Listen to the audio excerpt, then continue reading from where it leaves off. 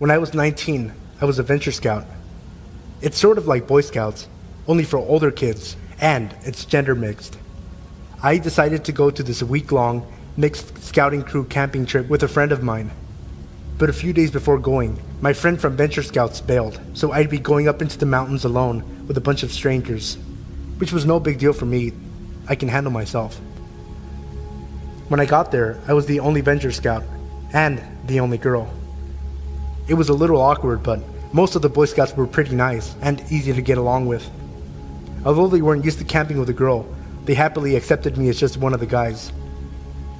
But there was this one guy, Danny. From the first day of camp, he wouldn't take his eyes off me. He'd just stare at me.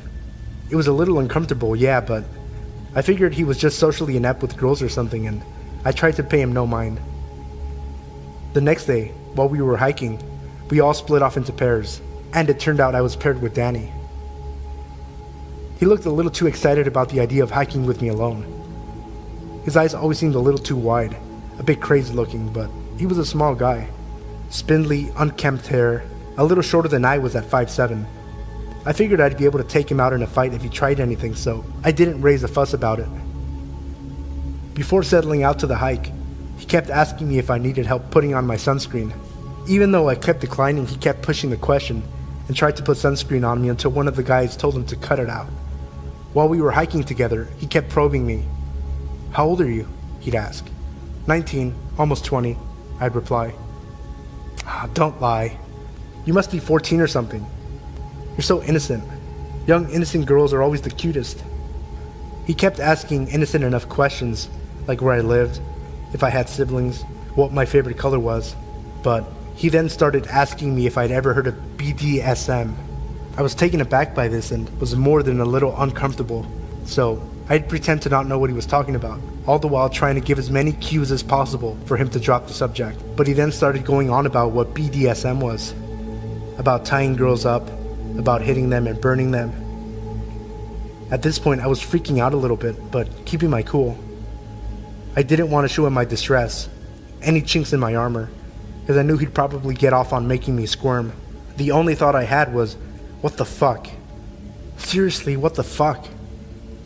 Then, he started complimenting my skin.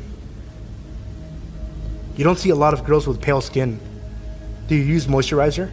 he'd ask, attempting to touch my hand, but I kept my arms close to me, held fast to my backpack. I was incredibly tense, and every muscle in my body was screaming. I sorely regretted wearing a tank top, as I could feel his eyes on me. He started telling me how pale skin is beautiful, since you can see the rope burns and the bruises better. The way he said it sent chills down my spine, and the anxious knots forming in my stomach grew tighter. He asked if I was a virgin. Then he asked me if I fantasized about rape, and if I'd like to try out rape play. Wide-eyed in disbelief, I turned my gaze away from the dirt path and looked at him. He was smiling. A creepy, childish sort of smile that was just chilling. I kept silent and quickened my pace. He felt too close, far too close. I wanted to run. He could probably see the fear in me at this point. There was no hiding it. But then, I saw that another pair of scouts were ahead of us. I ran to them, telling them that the four of us should group up and go together. At first they declined, saying that we're supposed to be going in groups of 2, but upon seeing how panicked and distressed I was, the 2 guys changed their minds, looking confusedly at Danny, who was silently glaring at them. I was just glad that someone else other than Danny was there. The 4 of us went up the mountain, and I tried to keep close to the other 2 boys, and as far away from Danny as possible. Upon reaching the end of the trail, and regrouping with the others, the 2 Boy Scouts offered to switch partners to descend the mountain path.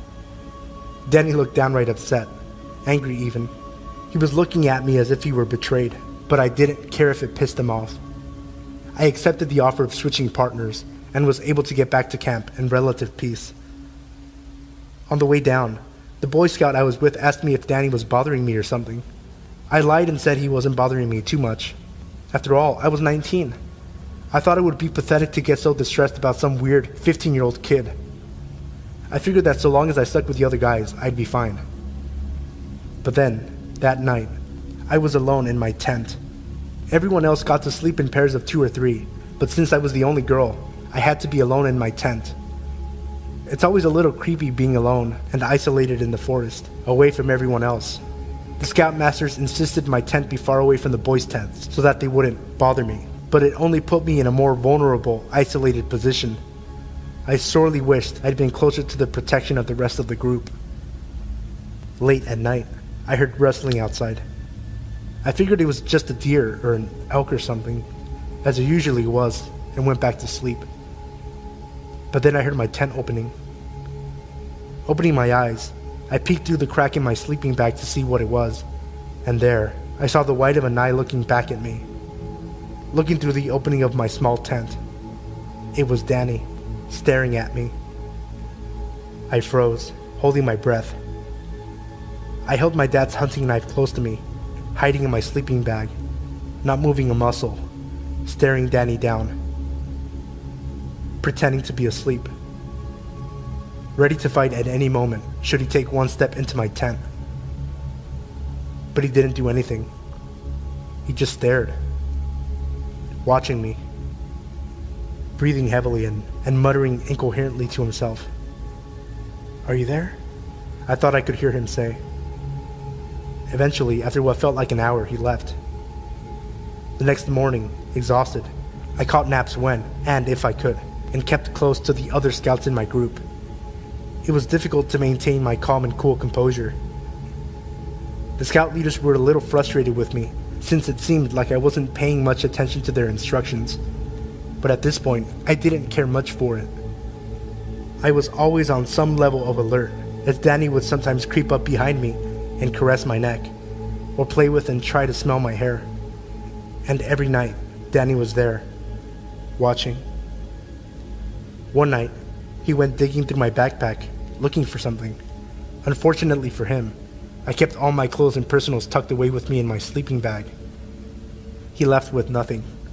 I grew up in rough situations and circumstances, so I always felt I can only rely on myself. Asking for help was never an option as a kid. Asking for help meant you're weak, so it hardly even occurred to me. I was prepared to tough out the rest of the week, but a little over halfway through the week, Danny was called away by the scoutmasters and sent home. I got the feeling that the Boy Scout that helped me before saw what he was doing and sent in a complaint about him to the staff. While everyone else was confused and happily saying bye, he just crossed his arms firmly and stared as Danny left.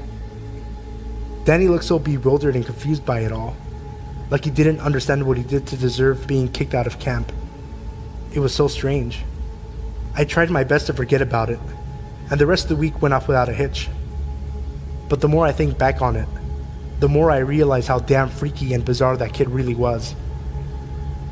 I fear he may end up being some kind of serial rapist or something when he grows up. All I know for certain is that he was very disturbed. I'm just glad my dad told me to take his hunting knife in with me, even though knives weren't allowed at this camp. My father insisted I keep it for protection, and I don't regret it.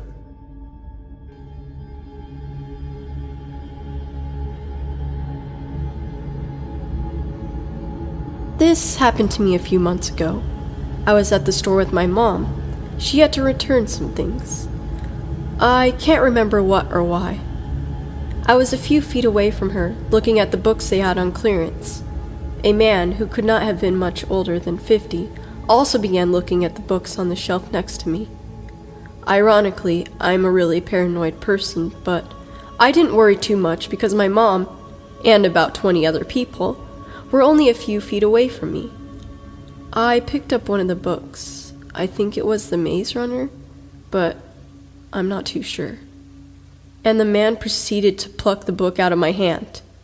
Then he asked me, "Are you buying this for college? Do you go to the university in town?" I told him no, and tried not to look at him. I figured he'd get bored and walk away, but he didn't. Every book I picked up, he picked up.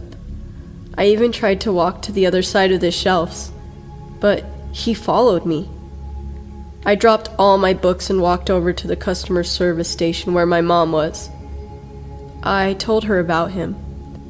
but she told me to knock it off, that I was just being paranoid. I finally let it go when I saw him walk off toward the clothing sections. While we waited, my mom asked if I could go grab a bottle of aspirin. By now, I figured the guy must have left and went over to the medicine aisle. I walked over to the little 20 items or less register. There was a woman in front of me. Someone had walked up behind me, but I was just trying to focus on buying the aspirin and going back to the service station with my mom. The person behind me began to whistle, so I turned around, and it was the guy from the book aisle. I tried to keep my cool, but my body began to shake, and I broke out into a cold sweat.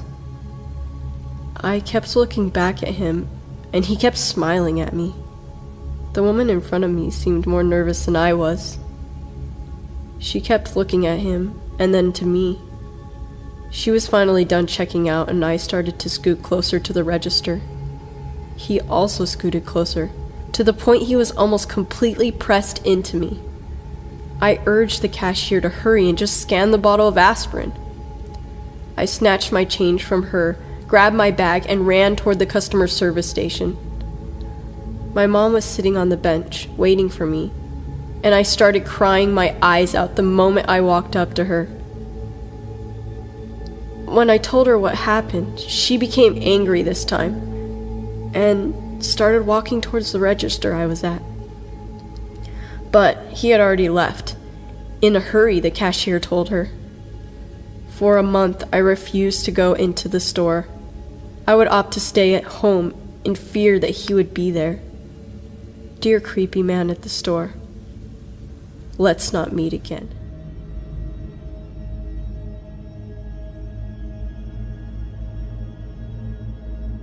So I used to work in a public library. I absolutely loved my job and all the interesting people who came through. As with any job in public though, you do occasionally get some creeps. One night I was working a close with one other coworker, and this older gentleman comes in. He's probably pushing 60, skinny with stringy hair. He had come from one of our other locations, as we were open later than other branches, to use the computer. I set him up on one, and within minutes he was at the desk, asking to exchange the headphones he'd purchased earlier that day. I obliged without thinking anything of it. As I handed them to him, he grabbed my hand to introduce himself. He told me his name and told me how beautiful he thought I was, and that he'd love to take me out and show me a good time. Mind you, I'm 25 at the time. I politely declined, and he storms back to his computer till closing time, whereupon leaving, he mumbled some very choice words under his breath. The next day, I was working again, but setting up for a program in the conference room. One of my good friends who I work with came running in and told me some old dude came barreling through the library, mumbling about the girl with dark hair. She came to warn me, but luckily I was heading out for the night. She called me after I'd gotten home to inform me that some dude, turned out to be Creepface, called and asked if and when I was working again. At this point, I was becoming legitimately concerned and contacted my supervisor about how to handle this. She told me to contact security and do what I felt best.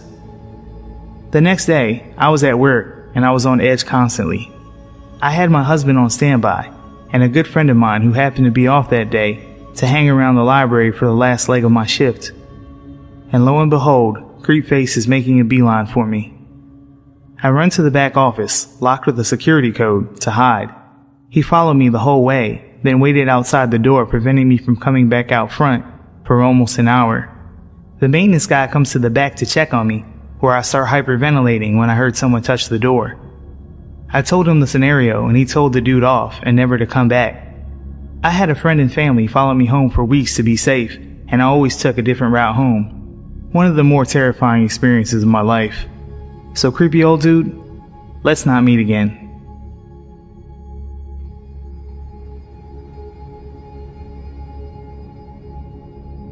In 2008, I worked at a retail clothing store with my girlfriend Chelsea.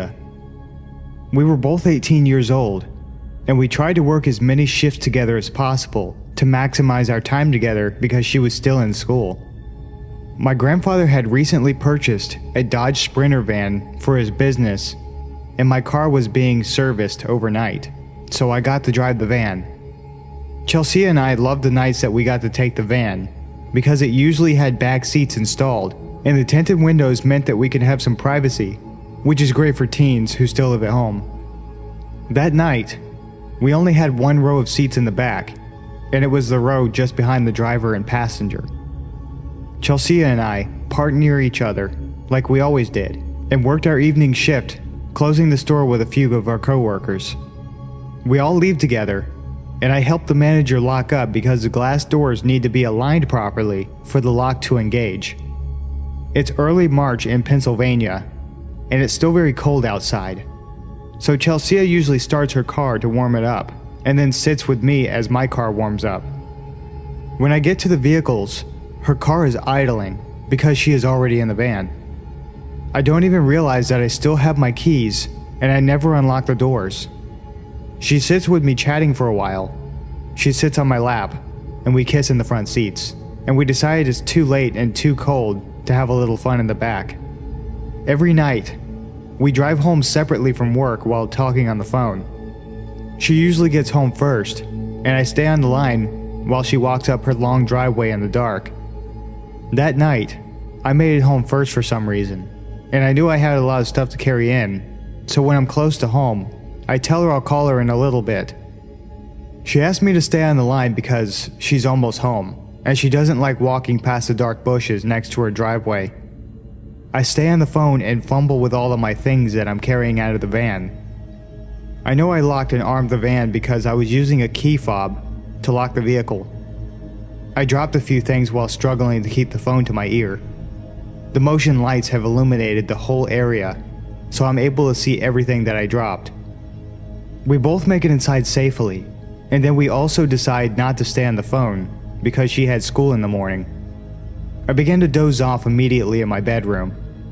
I lived with my grandparents who built a house to accommodate my grandfather's aging parents suffering from Alzheimer's, my great-grandparents, so they didn't have to go in a home. The driveway runs parallel to a daylight basement that has two garage doors, an entrance door, and the French doors to my bedroom. I'm falling asleep as all of the motion lights finally turn off, and now my room is completely dark.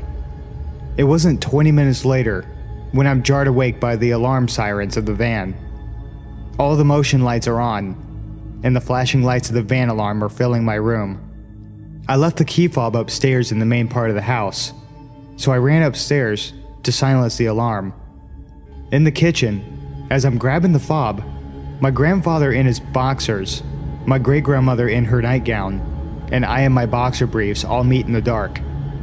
My grandfather grunts as he sees me grabbing the key fob, but what my granny said sent shivers down my spine. "What in the Sam Hill are you doing running outside at this time of night, darling?" I wasn't outside. I explained that I was sleeping, and she insisted that I was outside making the van alarm. My great-grandparents' bedrooms sits above the garage doors looking down and over the driveway and the van. I'm assuming she's confused. She has Alzheimer's after all. The goosebumps from her exclamation prompted me to grab a knife from the butcher's block, and my grandfather followed with a baseball bat. We both walk outside wearily, in our boxers, in the cold, but highly illuminated and loud dead of night. The van is still going crazy. The interior lights are all flashing, and I remember that specifically because I'd never seen a car alarm do that. We silence the alarm and start looking around. My grandfather says he thinks a deer may have ran out of the woods in the dark and hit the van. I don't say anything as we investigate. When I reach the back of the van, I notice the door is wide open. That explains the alarm. The van has a feature that if the vehicle alarm is armed and the door is open somehow from the inside or outside, it alarms. But how? I locked it and armed it, hence the blaring alarm, but that's when I realized the door was open from the inside. My blood ran cold. The door is open, so the inside lights are still on. I see the empty space behind the row of seats, and there are wadded up napkins and a chip bag. They weren't ours. Someone was in the van with me the entire time. I must have left the van unlocked by mistake when I went into work, and that's how Chelsea was able to get into the van without keys at the end of the night. Was it a homeless person escaping the cold, or someone with more sinister intent? What if I hadn't gotten off the phone like I wanted to? If they had ill intent, the fact that I was on my phone might have saved my life, because Chelsea would have raised hell if she had heard me being attacked. I get chills every time I think about it. We didn't call the police because my grandfather was skeptical of my conclusion, but my gut tells me that I didn't drive home alone that night. Person in the back of my van, let's not meet.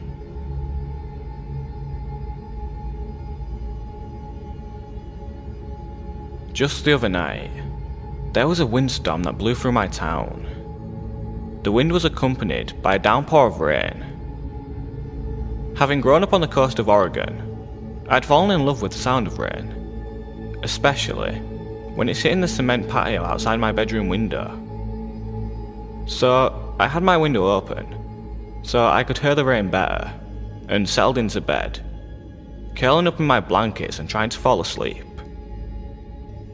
Not long after settling in, I heard what sounded like nails, or claws, scratching at the cement. This wasn't entirely out of place, seeing as I have 2 wolf hybrids who usually sleep out back at night, so I brushed it off and tried to drift off again. Not much later, I hear it again. I opened my eyes and focused on the sound. The more I listened, the more it became obvious that this wasn't Cova or Anya. If they were moving around, I would hear their tags jingling. I would hear the distinct pattern of them walking. But this was as if someone was taking their nails and scratching at the cement. Being too lazy to get up and put pants on to check if the dogs were inside, I texted my stepdad and asked if he'd let the girls out or not. He told me no, that since the wind was blowing so hard and there was so much rain, he brought them inside about an hour ago. I told him about the sound I was hearing, so he got up and grabbed a flashlight. I heard him walk by my bedroom door and open the back door directly outside my window. He came back in and told me he didn't see anything, but if I heard it again to just look outside. So he went back to bed, and I stayed there, listening. It was quiet for a bit, so I figured maybe I was just hearing leaves sliding across the ground. I had finally begun to fall asleep when I heard a hard thud on the outside of my bedroom wall. It startled me and I got up, peeking out of the window to see what the hell it was. There was no way it could have been a raccoon, because since we got our dogs, they haven't bothered coming into our yard. I see something small and black bolt across the yard. That was honestly the last thing I expected to see. I decided to just sit and listen. I wrapped myself up in my blanket and got my phone, texting my friend Justin to tell him about the sound. There's something outside my window, and it just ran into the side of the house. It didn't take long for him to reply, since he had just gotten off work. It's probably just a raccoon or something. No, they don't come to our yard anymore. Not since we got Cova. And it's too small to be a raccoon, unless it's a baby. Well, if you're unsettled by it, I can stay up and talk with you if you want. Yeah, I'd like that. For the next half hour, I was hearing fast skittering, tapping, thumping, and hissing coming from outside my window, until it stopped suddenly. I thought that would be the end of it, until I heard what sounded like claws scraping the wall. Pressing my ear to the wall, it sounded as if something was slowly crawling up the side of the house. Justin! Shit, it sounds like it's climbing up the wall. Dude, it's under my window. What the fuck is this thing? Shit, that's creepy. just try to relax. Thanks, man. Real helpful. Continuing to listen, the sound stopped and I was thinking I was just tripping myself out, until I heard a soft tap, tap, tap on the glass. By this point, I'm freaking the fuck out. Justin, it's tapping on my window. It's tapping my goddamn window. Of course. Now of all times, he doesn't answer, and I yell for my stepdad, who is snoring like a bear in the other room. But almost as soon as I yell for him, my two dogs come bolting into my room, barking and growling. As soon as the dogs came in barking, I heard whatever it is hiss and scrape down my wall, before I heard the grass in the yard being disturbed. I was sitting in my bed, freaking out as Cova and Anya lay beside my bed and stare at the window. After a few minutes, I get a text from Justin. Shit, my roommates needed help with something. Is everything okay? I told him yes, that the dogs had scared it off, and I was going to go on my laptop to distract myself. He ended up calling and talking to me until I fell asleep. There's no way it was just an animal. If it was, the dogs would not have reacted the way they did. I've encountered a lot of things, but never at my own home. I really hope that it never happens again.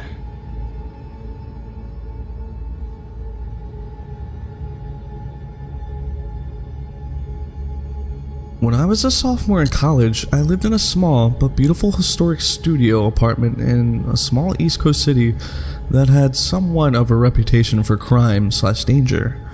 However, the neighborhood I lived in was usually considered one of the good neighborhoods. It was close to the city's university and was mostly students living there, especially on the street my building was on. My building was a huge 4-story townhouse, if you can really call it that. It was really a mansion as a whole, built in 1895. The architecture was really awesome, built in bookshelves and huge mahogany pocket doors that slid into the walls. Anyway, the building wasn't exactly in mint condition, and my landlord was pretty lazy. He would always come by and check up on things and make promises to get the place fixed up a bit, but never really did. The apartment I was renting was on the first floor, my front door immediately on the left as you walked into the building's door on the street. This door, the building's front door, which from the street opened to a small lobby area with one door in it, mine, and a staircase to the other apartments upstairs, was huge and heavy and was never locked. In fact, you couldn't lock it. So, basically the door to my apartment was open to the street.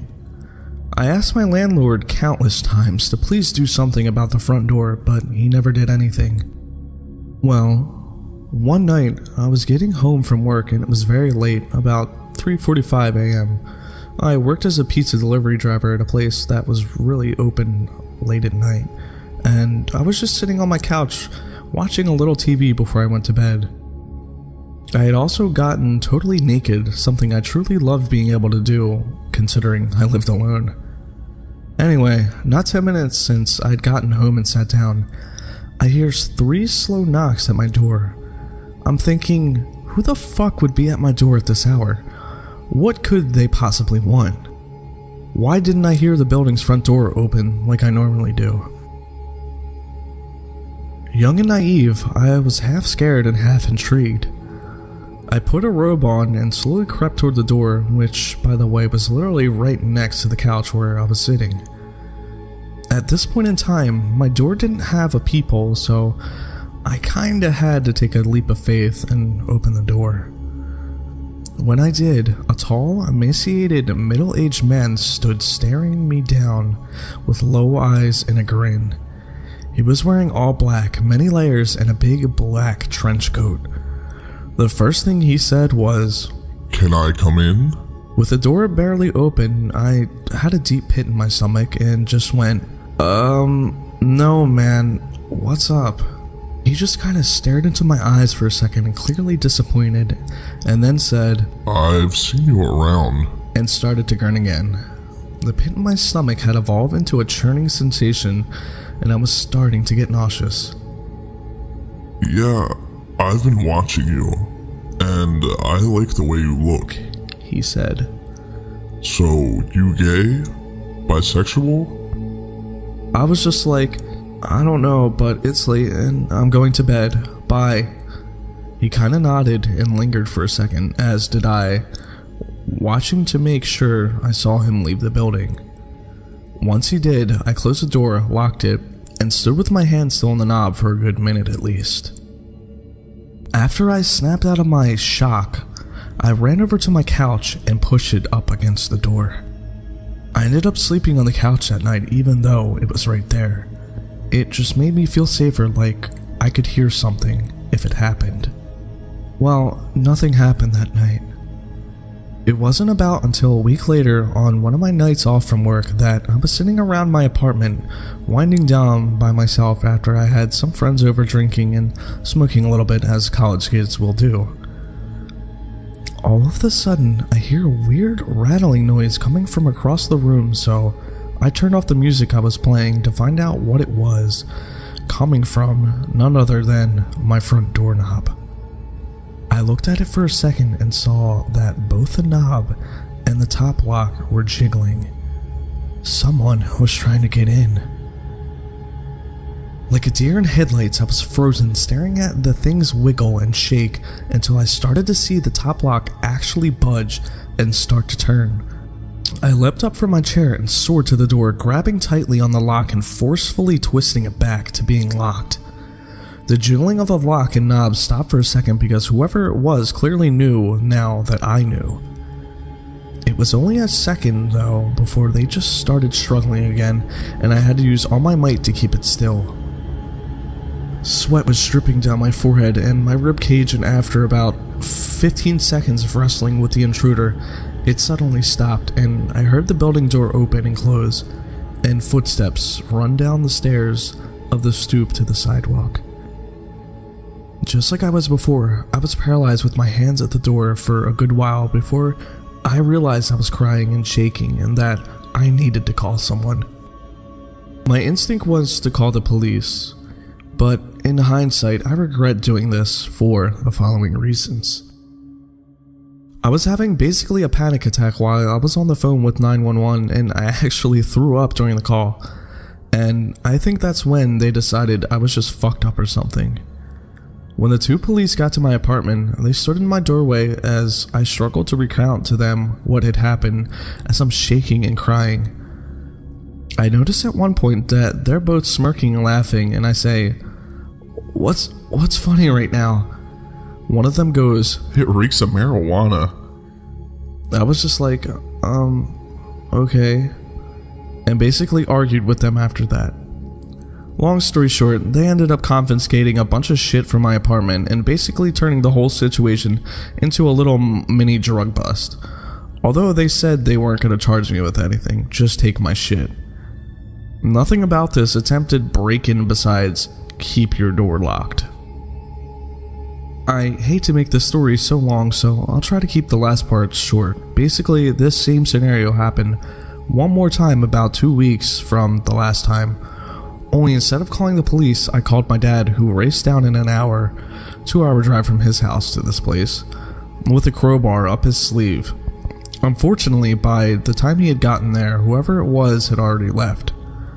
My dad ended up cussing out my landlord and demanding he get the door fixed and install a new lock and a peephole on my door. He did make this happen within a reasonable amount of time, and I also got one of those bars you wedge between the doorknob and the floor, as well as an aluminum baseball bat to protect myself, so I felt a lot better from then now on. Needless to say though, I ended my lease for that apartment a month early and never moved back to that street. I never found out for sure who was trying to pick my locks and if it was that guy who had come to my door the first time, but whoever it was, let's not meet.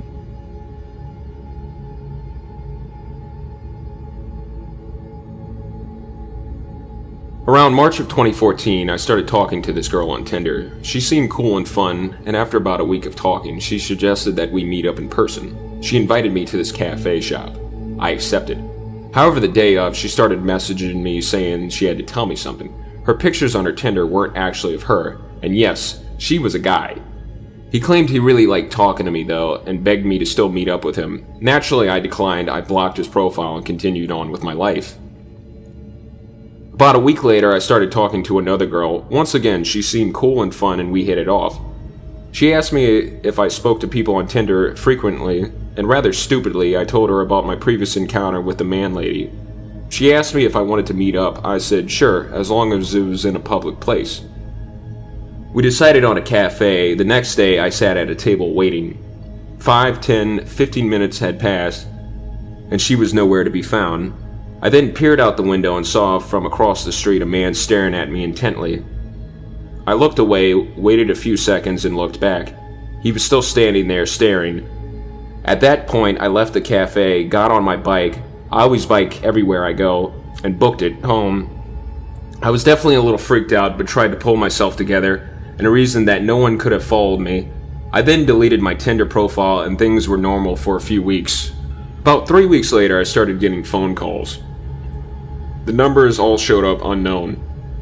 I picked up the first few times to some guy breathing heavily into the phone. I was already a little freaked out. After about a day, I stopped picking up any calls unless it displayed the caller's name. I then started receiving texts. At first they were pretty harmless, calls for attention and begging me to meet up in person. It then changed to very sexual texts until eventually the messages became threatening, and whoever was messaging me started throwing out my family and friends' names and whereabouts, saying he/she would get them involved unless I answered. Because they were texting me, I could see the displayed number. But when I called phone providers, they told me the number couldn't be traced. It was probably a track phone. Great. I waited about 2 weeks not responding to texts, thinking I shouldn't feed the troll, but eventually it became too much. I started getting upwards of 50 calls and texts a day. I would wake up to 10, 20 texts every morning. I then decided to change my number altogether. The texting and calls stopped for a while, but sure enough, it started happening again. I called my phone provider asking if they gave out numbers at users' requests. They said their policy stated that they wouldn't/couldn't unless a valid identification was provided. Then one day, I tried logging into Facebook, but was denied. Within a day, friends started contacting me asking me what the hell I was doing, saying they were getting terrible messages from my account.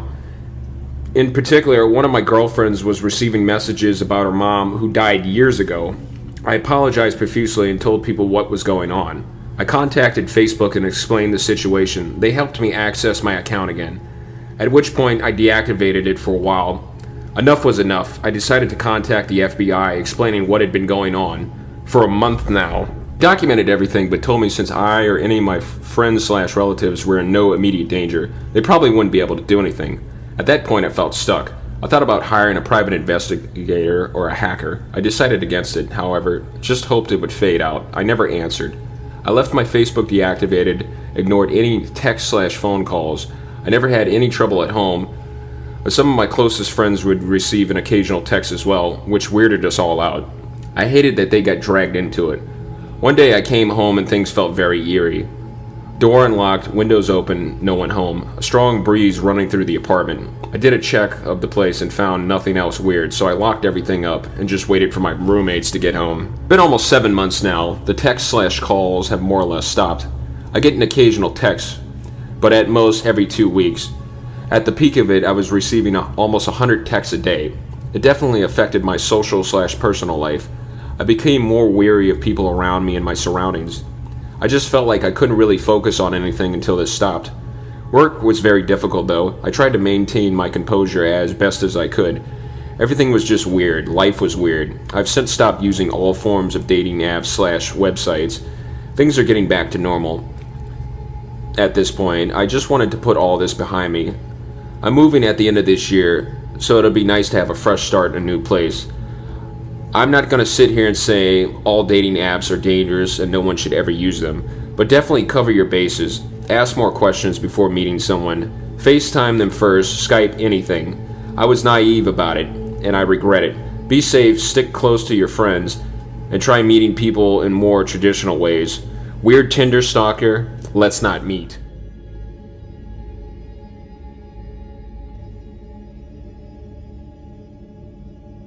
This took place about 3, maybe 4 years ago.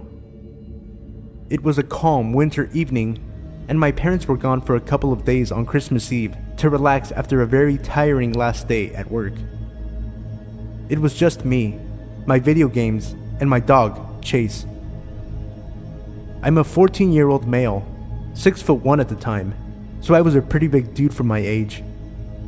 I had taken up MMA, and I had also started going to the gym for a couple of years by that time, so I could take care of myself if needed to. Now, back to the story. I was home alone, playing some Battlefield on my PS3, all chores taken care of. My dog is fed, and lying next to me. I did my usual routine as every other night. Played some PS3 until about 12:30 a.m. Wash my teeth, mess around on my phone for a bit, and then go to sleep. It was about 1:20 a.m. I was on my phone when I heard something. Like faint footsteps going around my backyard. Onto the left side of the house, where the bathroom window is. It's basically like this. To give an insight of how my house is from the inside, there are 2 floors. The first is where the kitchen, living room, and bathroom are. There's a staircase to the left of the bathroom door, which goes upstairs to the bedroom. My room is the first door to the right, as soon as you walk up the stairs. My parents' room is a few steps to the left. Chase is a very protective dog, so when he hears anything, he stands up and bolts it downstairs to the front door. Only now, he just stood up and went to the start of the staircase, just staring down onto the bathroom door. As soon as I exited my bedroom to check out what was going on, I heard what sounded like the bathroom window shuffling. I froze. Slowly, I made my way into my bedroom, calling Chase behind me with a hand gesture. I turned off the lights in my room, as they were the only ones on in the house, and I made my way to the staircase again. I don't know why I did that. Dumb move, I know, but I did. So yeah. I crouch walked down the stairs, and on the second to last step, the bathroom window opened, with a slight thump as it hit the top of its frame. Right then and there, fight or flight kicked in. If I made a run for it, there was a very high chance he would see me, and I didn't know if he had a gun on him, so I stood there, unarmed, with my only options being whatever I had learned over the course of 5 years of MMA and my dog. I waited for what seemed like a minute, which in real life couldn't have been more than 10 seconds, and then I see him. Black hood on, black skinny jeans, black all-stars, and long, greasy blonde hair. He hadn't seen me yet, but if he turned around, me and Chase were ready for a fight. He turned around, and as soon as his eyes met mine, my fist had already connected with his bottom jaw. I hit him hard enough to hit his head against the wall. He then proceeded to lose consciousness with Chase growling on top of him. After that, I called my mom, and then the cops. The police showed up in 10, maybe 15 minutes, and they arrested the dude. My parents arrived the next day, never to leave me home alone again.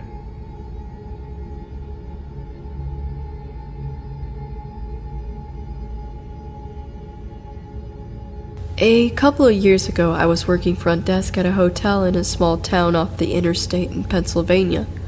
I'm not sure how other hotels do it, but unless it was a busy summer, front desk agents worked alone on every shift. Since it was second shift, that meant that all the housekeepers had left hours ago. My manager was gone for the day, the maintenance man was gone, and I was the only person in this 3-story hotel, with the exception of about 4 rooms that were being rented. Since it was about 7 at night, I'm pretty sure all but one of the guests were out to dinner. Even as a woman, it never really bothered me to work by myself at night. I was cautious, but never creeped out too badly. I mostly spent the long, boring hours either catching up on homework or watching Jeopardy on the lobby TV. but I'm not sure what I was doing when he walked in. The sun had already set, but it was still light out. He came through the front doors and walked over to the desk. I couldn't see his car anywhere, which was odd since usually check-ins parked under the overhang to unload luggage. I didn't think much of it and asked him how he was doing. He was maybe 5'8", medium build, dark hair, glasses, looked like a normal 20-something kid. He said he wanted to know if I could help him, and proceeded to go into a very heartfelt story about how he had been to other hotels off this exit, and they all turned him down.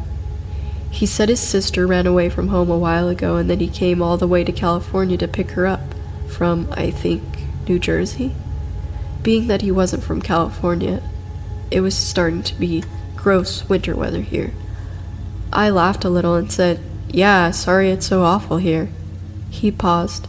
He stared at me completely stone-faced, as if I had just made a joke at his expense. "What do you mean?" "Just the weather," I tried to recover. I was used to making worthless small talk and jokey observations with guests, but nobody had ever taken anything I said casually or so seriously. "It's not exactly California weather outside." "I love it here. I think it's beautiful," he said, and again stared. I didn't know what to say. Think about it. What would you say to that? I tried to laugh it off and said I'd trade him, but he just stared. Finally he goes, "Anyway, the reason I'm here is that I've been driving almost non-stop for a couple days and I've honestly got almost no money to me." Here it comes, I thought. Some guy is gonna ask me for a room at a crazy low rate because he sees the parking lot is almost empty. Before I can say anything, he continues, "I don't want a room, I just need a place to take a shower really quick. I swear I won't touch anything or mess anything up. I honestly just need a shower really badly." I thought about it for a minute. At the time, I hated my manager. I knew she'd never allow it. And for whatever reason, nothing in my brain screamed stranger danger, so I finally agreed. He told me he could give me his driver's license to hold on to until he was done, but I trusted him. He ran out to his car to get some clothes, and I gave him a handful of tiny soaps and shampoos, and some towels so he didn't fuck up the ones the maids put in the room this morning. I put him in a room right down the hall from the front desk so that I could keep an eye on him. He went in and I went back to watching YouTube videos. A couple minutes later, he comes down to the desk. I don't know what's wrong with me. I can't figure out how to turn the shower on. Could you come show me?" I'm sure you're thinking exactly what I was thinking when I looked back on this situation, but no, I didn't see why this was a dangerous situation at the time.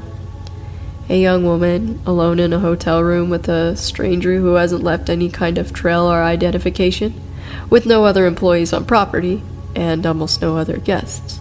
Yeah, I'm stupid. I got up and switched the phone lines from switchboard to cordless and took the receiver with me into the back. I grabbed the keys and locked up the front desk area before following him down the hallway to his room. I had easily 50 pounds on him and about 2 inches height, so I felt secure. I opened the door and walked in while he followed behind me. I heard the door click and realized immediately that I wanted to leave. I walked to the bathtub, turned on the water, easiest to understand tabs by the way, and ran my hand under the stream a few times. "Just pull up that when you're ready," I said, and scurried to the door. I could hear him saying something behind me, but I opened the door and walked out. I got back to the front desk, locked the door behind me, and sat down. At this point, I was a little shaken at what just happened, but talked myself down by reminding myself that if he was going to rape me, murder me, he would have done so by now. Again, dumb. Finally, he comes down the hallway and hands me the towels and empty bottles of shampoo, body wash. He says he's hungry, so I point to the breakfast area in the lobby and tell him there's some apples and bananas sitting out from breakfast and that he could take some for the road. I remember hinting that I wanted him to leave. He walks a few yards over to the counter and grabs a banana and an apple, then comes back to the front desk. "What did you say your name was again?" Queenie Frostine," I said hesitantly. He could see my name tag. How old are you? 23. Could I ask you a question, Queen Frostine? He seemed so confident, almost robotic, like this was Groundhog Day, and he has relived this uncomfortable, awkward half hour 50 times before, and has no reason to think anything is weird or spooky or inappropriate. I was standing now, and I moved a little farther from the desk, casually putting my back against the wall and adding another foot or so of space between us. Do you have a boyfriend, Queen Frostine? I said I did. He asked me, really? I wasn't lying, but perhaps he thought I was. I wondered. I assured him I did, and he gave me an odd look. The best way to describe it is that he saw something funny in his head and was amused by it, but more amused by the fact that he was the only person who could see it. That's really weird, he continued. Why is that? I asked. He told me it was weird again, and I racked my brain trying to think of what he meant. Was he implying that I am ugly? Did he think I was a lesbian? Any and all solutions came flooding over me so fast, yet none of them fit. Why is that so weird? It just is, he smiled a little. Okay, I let out. I stood there staring at the floor a little bit, then back at him. Anyway, I gotta go. Thanks for the shower and the fruit, he said as he walked out the door. I watched his car pull away, but couldn't tell what kind it was. It was that weird kind of time in the early winter where it goes from dusk to pitch black in what feels like 10 minutes. I sat back down, rattled. I couldn't believe how uncomfortable I was all of a sudden. My stomach burned inside and I was relieved that he was gone. For the first time, I felt really truly scared in that hotel by myself. I got up and ran to the laundry room that connects to the front desk. I made sure the door leading to the lobby on the side was locked. It was. I ran to the other side of the laundry room and skidded into the door that leads out to the public hallways. I checked to make sure that it was locked. It wasn't. I usually didn't lock it on the off chance that I'd go to the bathroom and forget my keys some night. I slammed it shut and latched it. The phone rang. I walked over to pick up the cordless that I had laid next to the switchboard. Thank you for calling. This is all the further I got. Hey, Queen Frostine. I paused for a second, shocked that someone messed up my spiel. It definitely wasn't my boyfriend's voice, nor was it maintenance man. It's Adam. I was just there. I could literally feel my heart sink. I looked at the door but couldn't see him there. The darkness on the outside unsettled me. I sneaked behind the door to the front desk and into the laundry room. I didn't know if he was outside watching me, but I didn't want to be seen. I mumbled and, oh, hey, trying to be casual and failing. He continued, hey, I just wanted to let you know why I said it was weird that you had a boyfriend. I peeked out again to see if it was him at the door yet, but nobody was there. I think it's weird that you have a boyfriend, but you still let a guy come in and shower. I could feel my pulse quicken. I mean, that's so weird. Is it? I asked, trying to keep my composure as I ran through the laundry room and rechecked the doors. Then I remembered the only door that wouldn't lock. The door directly to the outside. The back of the hotel where employees would sneak out to smoke weed. The latch had been broken for a while, and our manager decided that decorating the lobby for Thanksgiving came before safety issues in terms of budget. I stepped back to the doorway that led to the front desk and to the laundry room, and locked that one behind me. Yeah, he continued. I mean, you have a boyfriend and you still let me come in and shower. I don't know. Don't you think that's weird? No, I said, trying to end the conversation in a short tone. That's all I wanted to say. Anyway, I'll see you soon, Queen Frostine. He finished almost threateningly. I hung up the phone. I called my sister and told her to send her husband over, but she insisted on calling the police. I made her promise not to, as I didn't want to lose my job. I called the maintenance man, since I knew he lived right up the road, and told him to hurry over. I called my boyfriend and told him to please come. I wanted my bases covered so that someone would show up within 10 or 15 minutes. I never heard from him again, and we all kept it a secret from my manager to keep me from getting fired. I hadn't thought about this for a while, but looking back at it, it's entirely creepy to me. So, yeah, Adam, let's not meet again.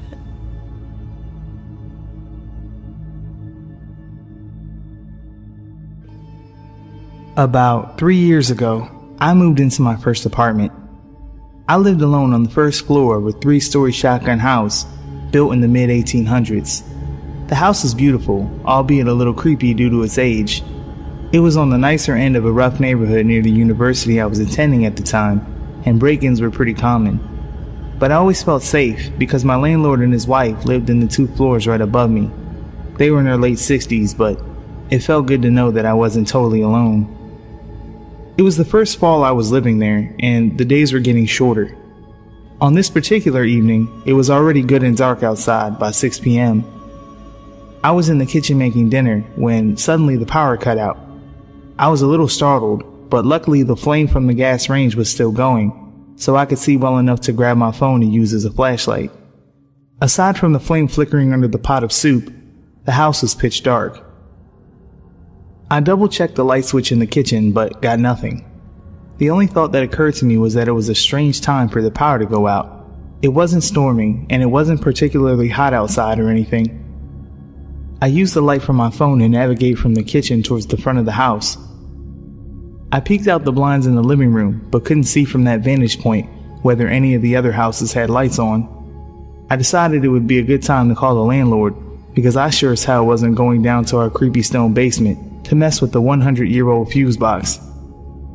I knew they were home since I kept hearing them go up and down the stairs earlier, so I rang them up. Being older folks, they only had a house phone, and when I called it, it was disconnected. Of course, it was connected to the power. Still standing there in the pitch darkness, I wasn't quite sure what to do. I remembered the burner I left on and was heading back toward the kitchen when I heard their front door slam shut and heavy footsteps in the entryway that separated our apartments. Then I heard 2 men's muffled voices. You know that primal fear people talk about when something bad is about to happen to them?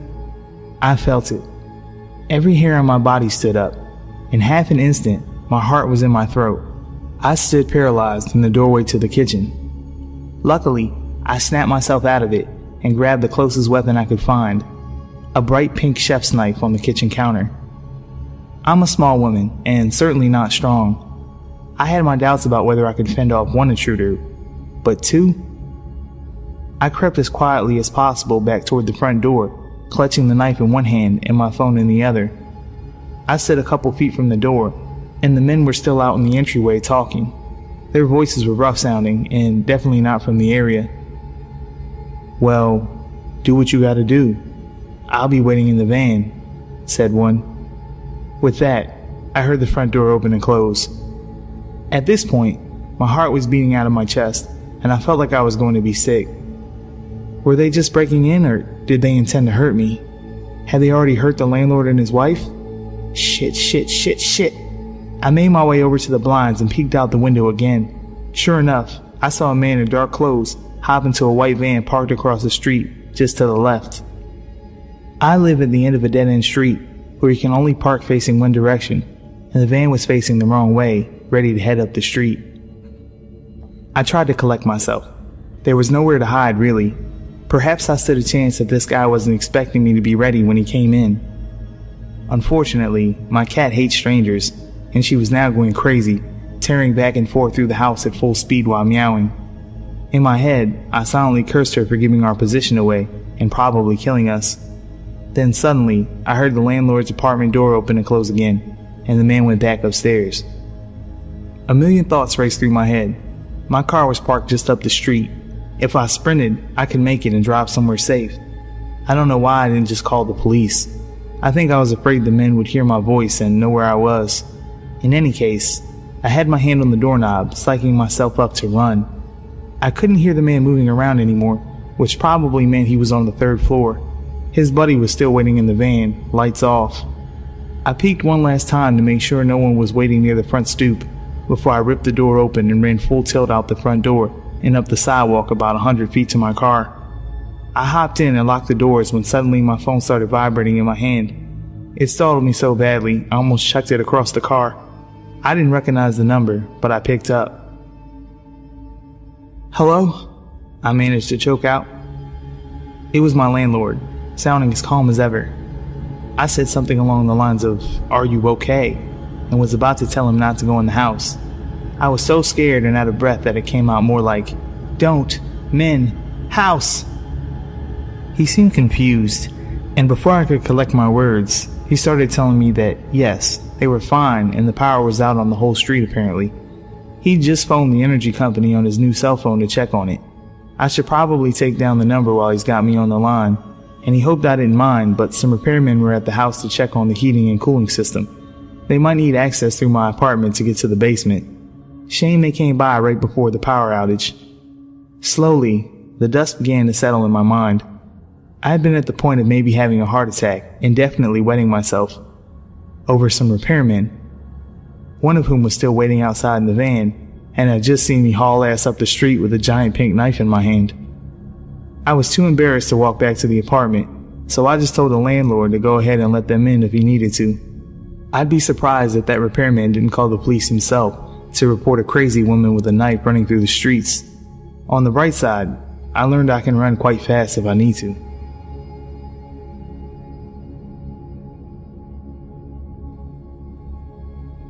Some information about me is that I am 15 and was at the time of the encounter.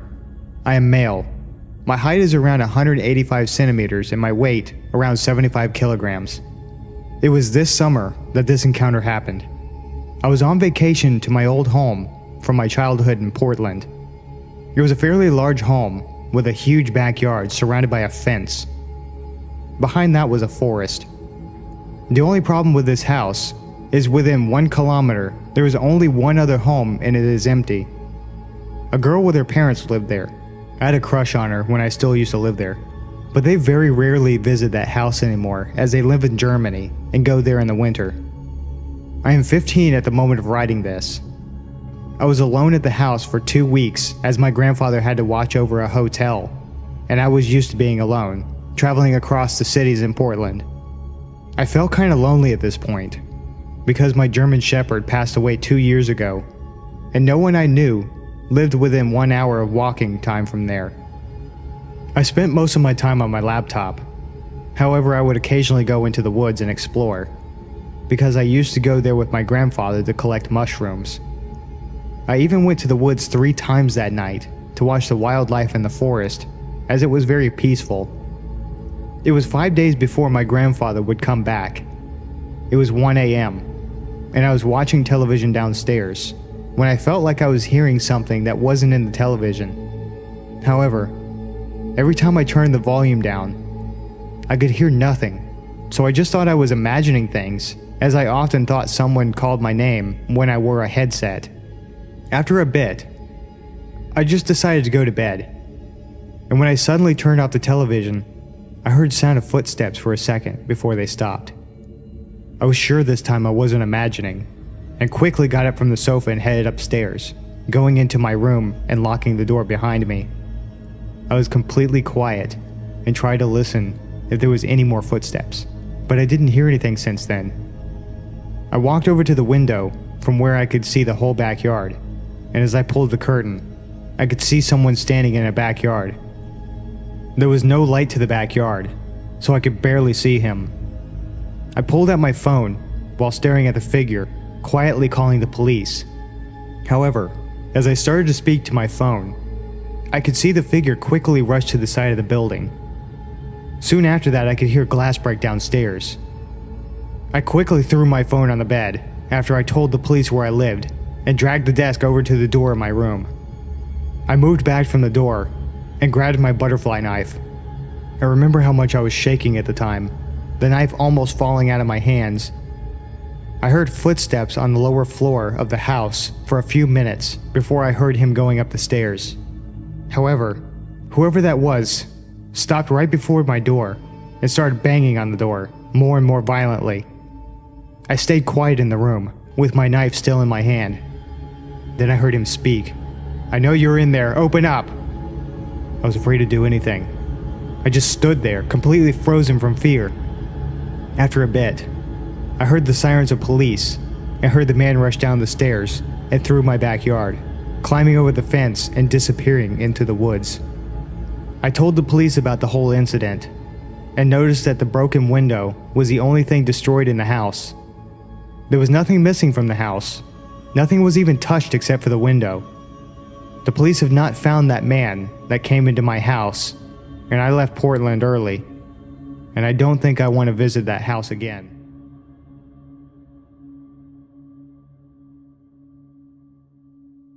In 2007, I was 20 years old and lived with my girlfriend. Neither of us had a vehicle at the time, so when we got into an argument one night, I left and started walking the 8 miles to my mum's house to give things a chance to settle down. This was around 1 AM. As I'm walking, a small goldish car pulls up beside me, and the driver, a middle-aged black man with a slight speech impediment, asked me if I need a ride, which I declined. He asked me if I was sure several times, and I said yes, but thanked him, and he drove off. For the next couple of miles, he was idling at every major intersection, sometimes honking his horn at me slightly. Every time I noticed him, I made a conscious effort not to look at him again, or invite any more of his attention. I thought he had got tired of messing with me, until I walked in front of a small used car dealership. I heard someone say, "Hey, come here," from the parking lot. It was him again. I stopped, obviously startled, and he tries to calm me down. "Whoa, chill dog. Hey man, you sure you don't need a ride? I'm not busy at all, and I really don't mind." I again declined, and he starts asking me questions left and right. I talked to him for a good 45 minutes or so, hoping it'd make him leave me alone before I go on a less busy street. He asked me what my name was several times, as if to check if I gave him a fake one. I did, but I lied consistently. He also kept asking me if I had any weapons on me, or if I was violent. I told him no, which was probably stupid. He then started trying to get me to step closer, so he didn't have to yell to talk to me. No. Finally, I tell him I need to keep walking. He again offers me a ride, is again rejected, and then says, "Look man, I'm really just trying to get some weed." What the fuck? Given his behaviour and the circumstances, that seemed very unlikely. I walked off and crossed the street and zigzagged through some shopping centres to lose him. If I did, it was only temporarily. At this point, I was confused, slightly freaked out, and mildly paranoid. But what happened next really freaked me out. An hour or so later, I was on a quiet street, almost to my mum's house. Psst! I look to my right, and I see a chubby but attractive Hispanic woman smiling really big and waving me in to approach her. She was in a driveway of a yard full of plants, a man-made jungle type thing. Can't see a lot of the yard from the street. She did not live there. Yeah? What's up? I asked her, not moving towards her at all. "Hey baby, wanna come home?" "No thanks," I told her. "Oh, you have a girlfriend?" "I just don't know you," I say, and then continue walking. I honestly thought at the time that this was a setup for a robbery or something, but it appeared she was alone, and there was no one else in the truck. I glanced back towards her, and she's now got her truck door open, like she's going to leave. But the back of her shorts are pulled down, with her ass fully exposed and staring up at the sky like a lunatic. "Are you alright?" I asked. I was genuinely concerned. "Yes, I'm just waiting for someone." Waiting for someone in the sky at 2:30 AM in a stranger's driveway, hidden from the view of a street? Okay, good luck, weirdo. She had to be on something. I kept walking. She backs out of her truck and drives past me. As she does, I see there was someone else in the truck the whole time. Must have been hiding for some reason. It was the black dude from earlier. Staring. Eyes like daggers. No smile, or anything this time. I get chills even now thinking about realizing for the first time that this guy really wanted me for something, and I probably almost became a victim of some major crime. Shortly thereafter, I made it to my mum's. 5 freaking years pass. It's 2012. I have a car, but decide to walk to Walmart for dog food. I'm in the same general area, with my iPad mini in my pocket and earbuds. I see a car pull up next to me in the parking lot. "Hey dog, do you know how to get to the Landmark Apartments?" I recognized him immediately, even after 5 years. He looks like a skinnier version of Fleece Johnson from MSNBC's Lockup. I am almost positive he didn't recognize me, or remember our previous encounter. I take out my iPad, connect to Wi-Fi, and try to look up this apartment complex. It did not exist. He volunteers that his name is Carlton. I start telling him where he might want to check, but he's not interested, and starts asking me questions. Again, asked my name several times, asked if I'm armed or violent, asked me to step closer so he doesn't have to yell. How often does this guy do this shit, for fuck's sake? "You going to Walmart? I can take you there." "No thanks, guy." He keeps trying to get me into the car and asking if I have weapons.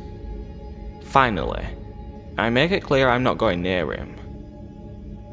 He starts to pull off and then stops immediately. "Look man, to be honest with you, I'm just trying to find some weed." Okay, no. Screw this. I jog to Walmart, send an MMS message to my girlfriend of his car and license plate in case I turned up dead somehow, and haven't seen him since. If he was doing this kind of thing for at least 5 years, he had to have been successful at some point. I personally hope that he was just gay and horny, but he gave off a serial killer vibe.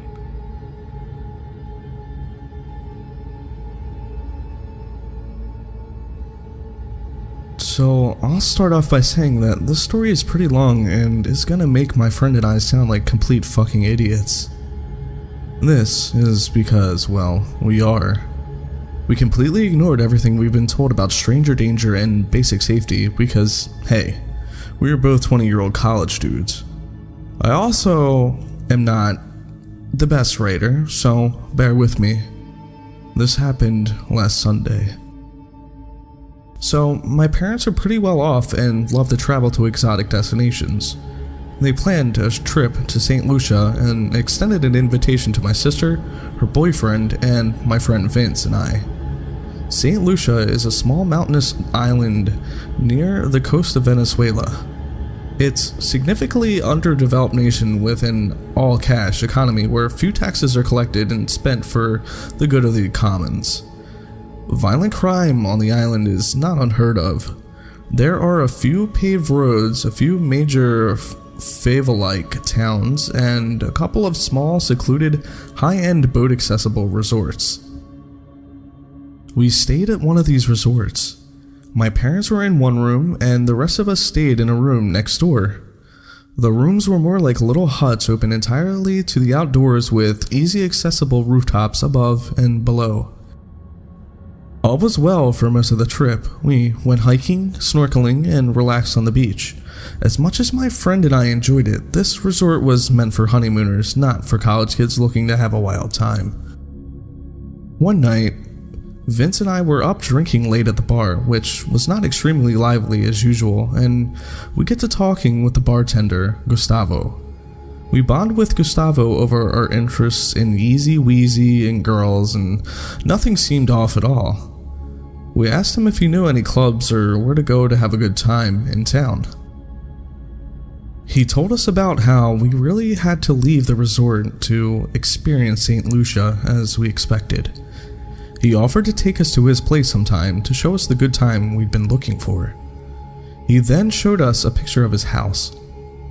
This should have been the first red flag, but we were drinking and had no reason not to trust our new friend. Gustavo had a massive house for St. Lucian standards, complete with a huge flat-screen TV, pool table, bar, and a Camaro. We'd been around the island a bit at this point and had not seen a house or car half as nice as his. We told him we'd be interested, but would have to let him know when we could go later. The next day, we get a text from Gustavo midday saying that a boat was at the dock to pick us up. This was strange to Vince and I since we didn't really agree upon a time. We told him that we had plans and couldn't go during the day anyway. This seemed to piss him off just a little bit. The next day, whenever Vince and I would see Gustavo at the resort, he lacked enthusiasm and ignored us as we said hello to him. The following day, however, Gustavo was off work and texting us like we were best friends again.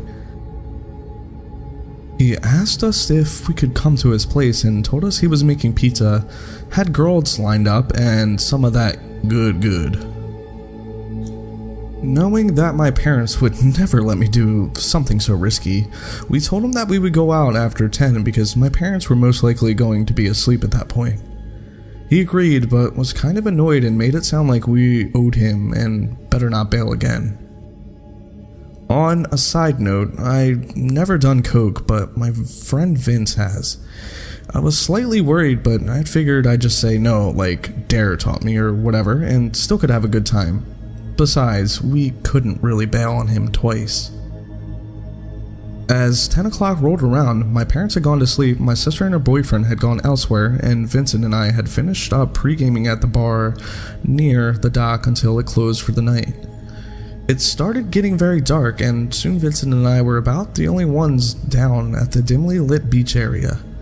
This is when things really started to get sketchy.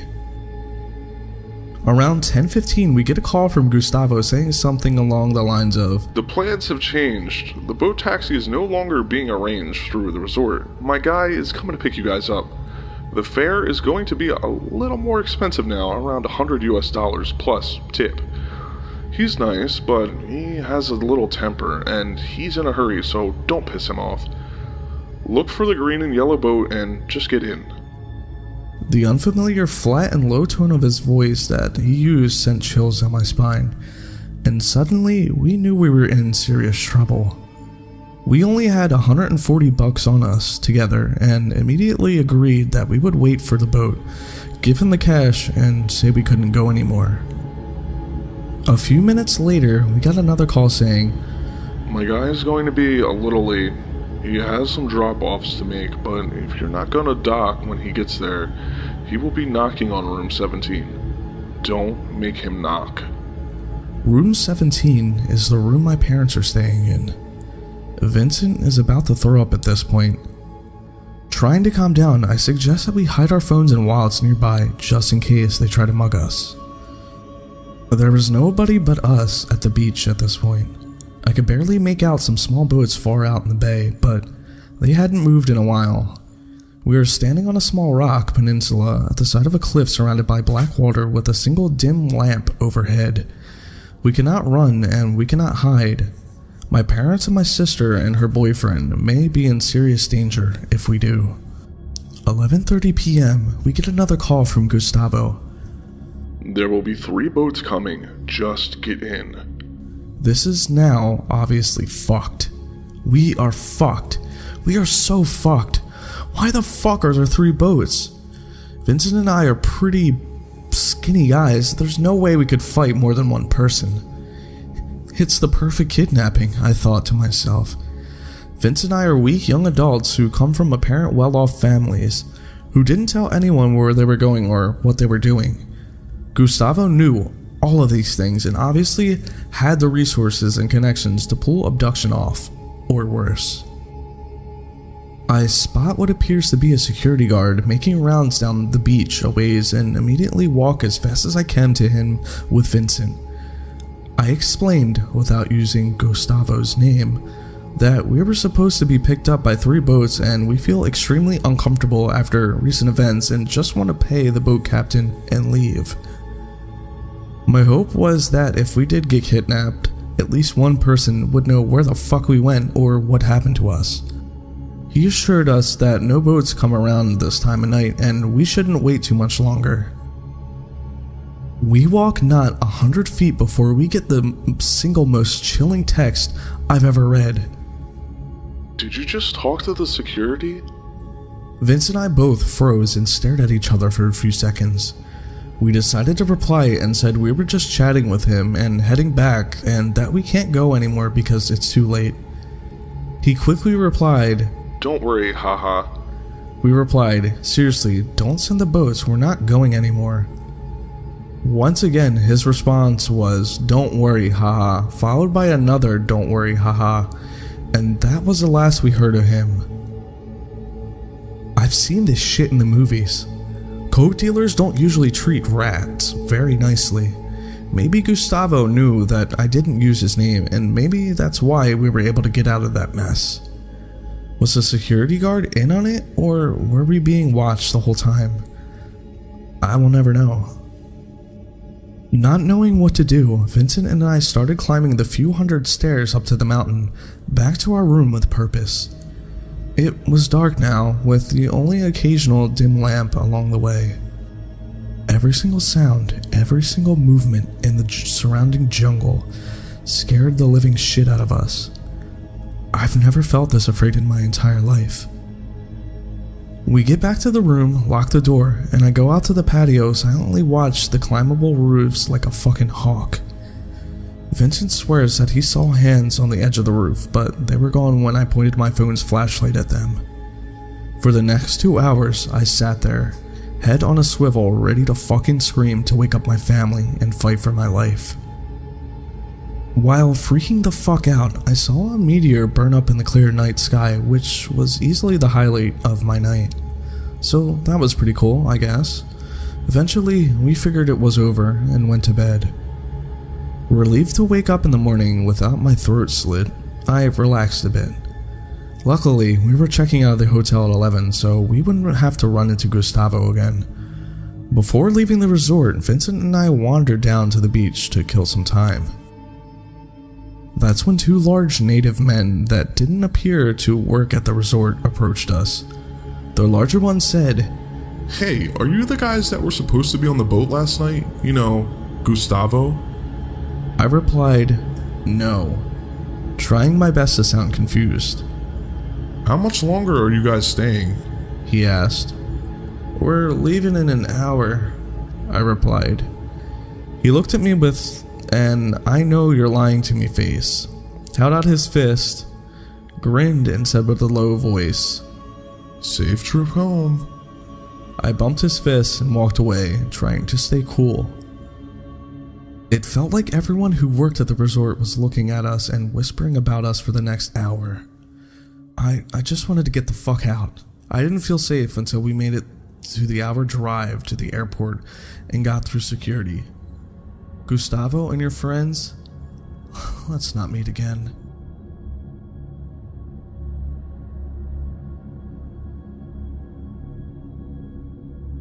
I've only ever mentioned this story in this video, but I'll never truly feel ready to go into details about what really happened that night on my YouTube channel. Just a warning, I'm no English major, so sorry if it goes off on tangents or doesn't make sense. but feel free to ask questions and I'll clear things up. Some names have been changed to protect the innocent. I was 18 at the time I got accepted into university. The same day, me and my then boyfriend got into a fight. I decided to have a few drinks with my cousin Becky, her boyfriend whom she had a child with, Eugene, his housemate, Ken, and the neighbor Hadley. Sounds like a safe scenario, right? Wrong. Around that night, we were all playing drinking games, and I thought I was having a ball in my best t-shirt without my boyfriend. This only being the second night I'd gone out since I'd moved out of my family's because of issues and only went to school, work, sports, school clubs, and the first night was going to my cousin's birthday.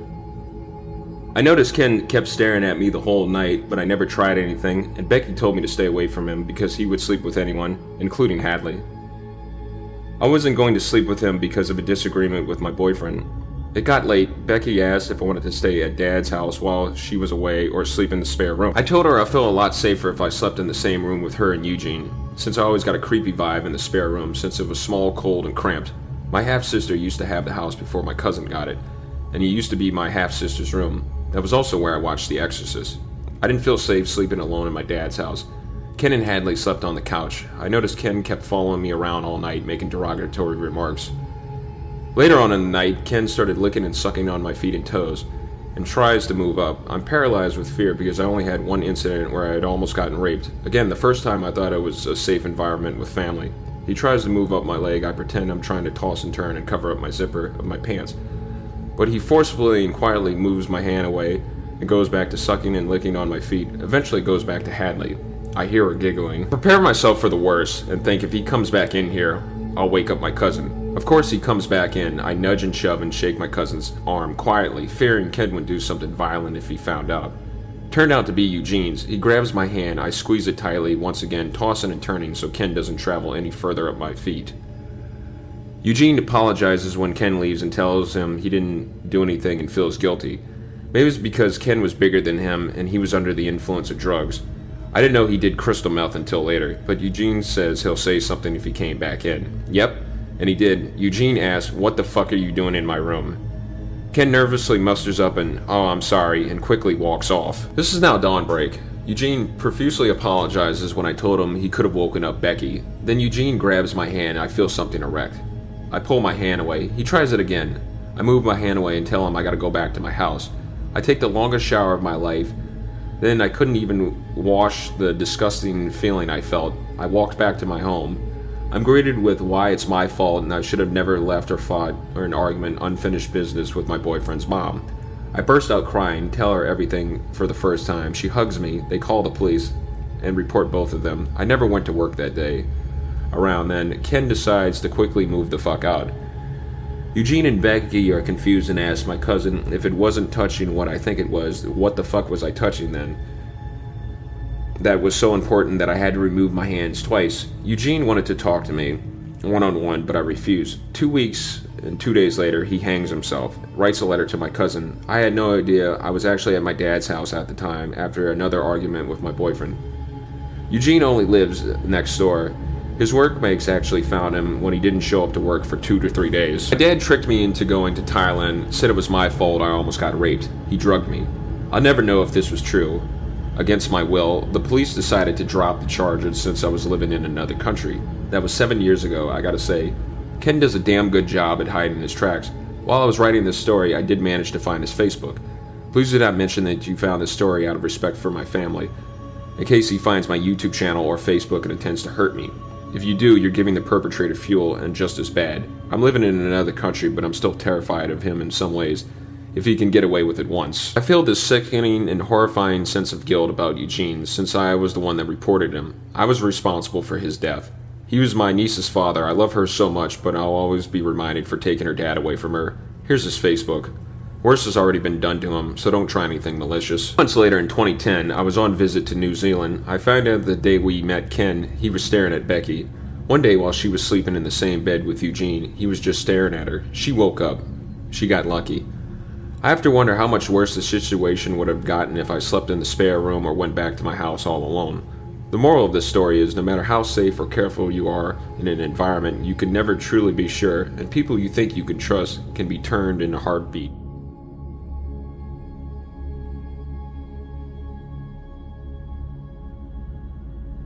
I was seeing this guy Jack for a couple of months, and when I broke it off, I thought he was okay with it. He took it well, said he'd see me around, and we went our separate ways. I lived on a dead-end street at the very end of the street. I had huge windows and knew my neighbors' cars, and I knew Jack's car. About a week after we broke up, I started to see Jack drive by my apartment and quickly pull into the back parking lot that went the whole block, parallel to the street. Sometimes I would walk outside and see his car parked at the end of the street.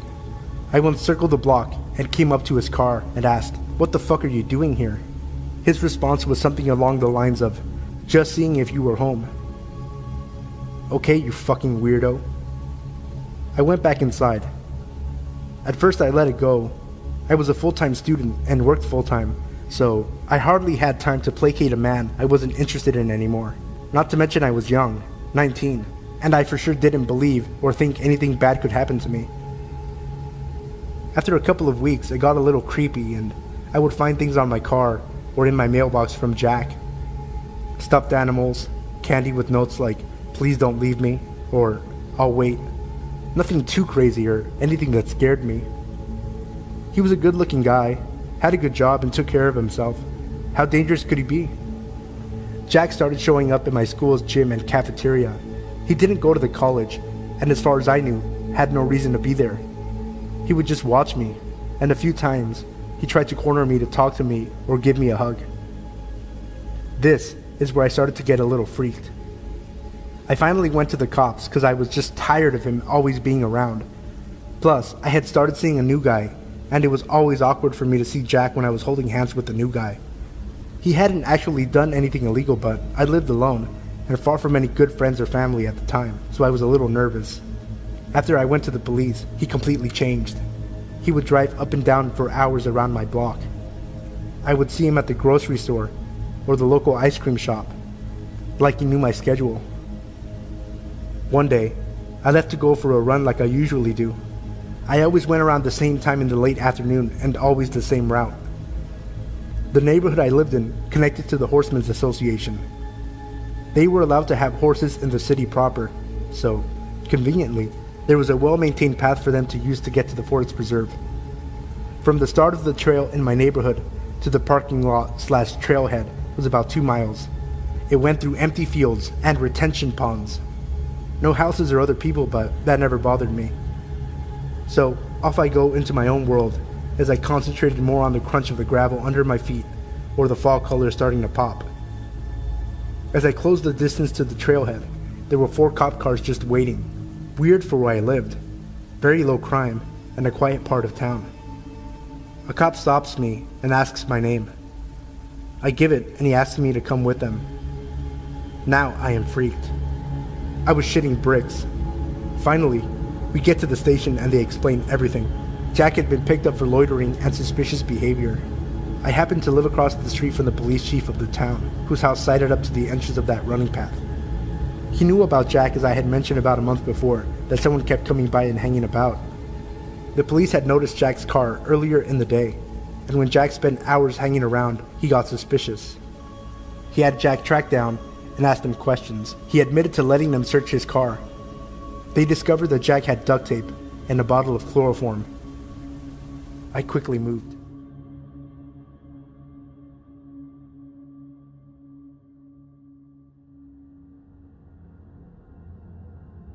This happened about a year ago in Seattle. I was managing a coffee shop just down the road from my apartment. An easy 15-minute walk most mornings, which I appreciated since I like to sleep in as much as I can.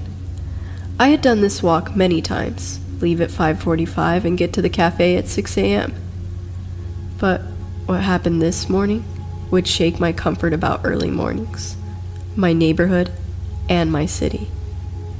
Because I would sleep in so close to when I would have to leave, the walk to work would usually be the thing to wake me up.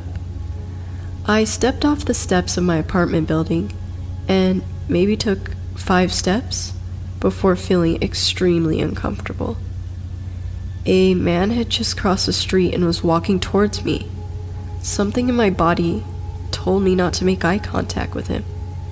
But just as passing, I couldn't resist and looked into his eyes. His eyes were piercing and my heart started to race. To the best of my abilities to describe him, he was at least 6 feet, wearing all black, a hoodie pulled over his head. But his eyes are what haunt me to this day. I wasn't sure if he was African American because his skin was black, and there were large white circles around his eyes, almost as if he had painted black onto his face, which I am certain to be the case. With that one glance, I knew something was wrong. I walked quickly and crossed the street to the other side. I glanced back and he was standing at the foot of the stairs of my apartment building. Certainly he had seen me come out of there. At this point, I was about a block away from him, hiding behind a tree in the doorway of another apartment building, calling my boyfriend over and over. I watched as he looked at my building for what felt like an hour, and proceeded down the sidewalk the opposite way I was walking. I was shaken and relieved. I was thinking about all the things I would have done, running to the police station that was 2 blocks away, calling the security guard I knew was working in the building I worked. All of these different things came to mind. I continued to walk down the block, but felt the urge to take a glance behind me, and thankfully I did. I couldn't see the man walking on the block. He surely would have still been on. I wasn't sure what to make of it until I saw him, on the same block as me, across the street, coming closer. I started to run and he matched my pace. I ran the 2 blocks to the police station, and he was gone. I went in and made a report and called the owner of the cafe to come get me. It took a while before I felt comfortable walking to work alone. Even alone, I couldn't listen to music or anything, always aware of my surroundings. Thankfully, I have never had another encounter with this man. So, weird creepy dude on 12th Ave, let's not ever meet again.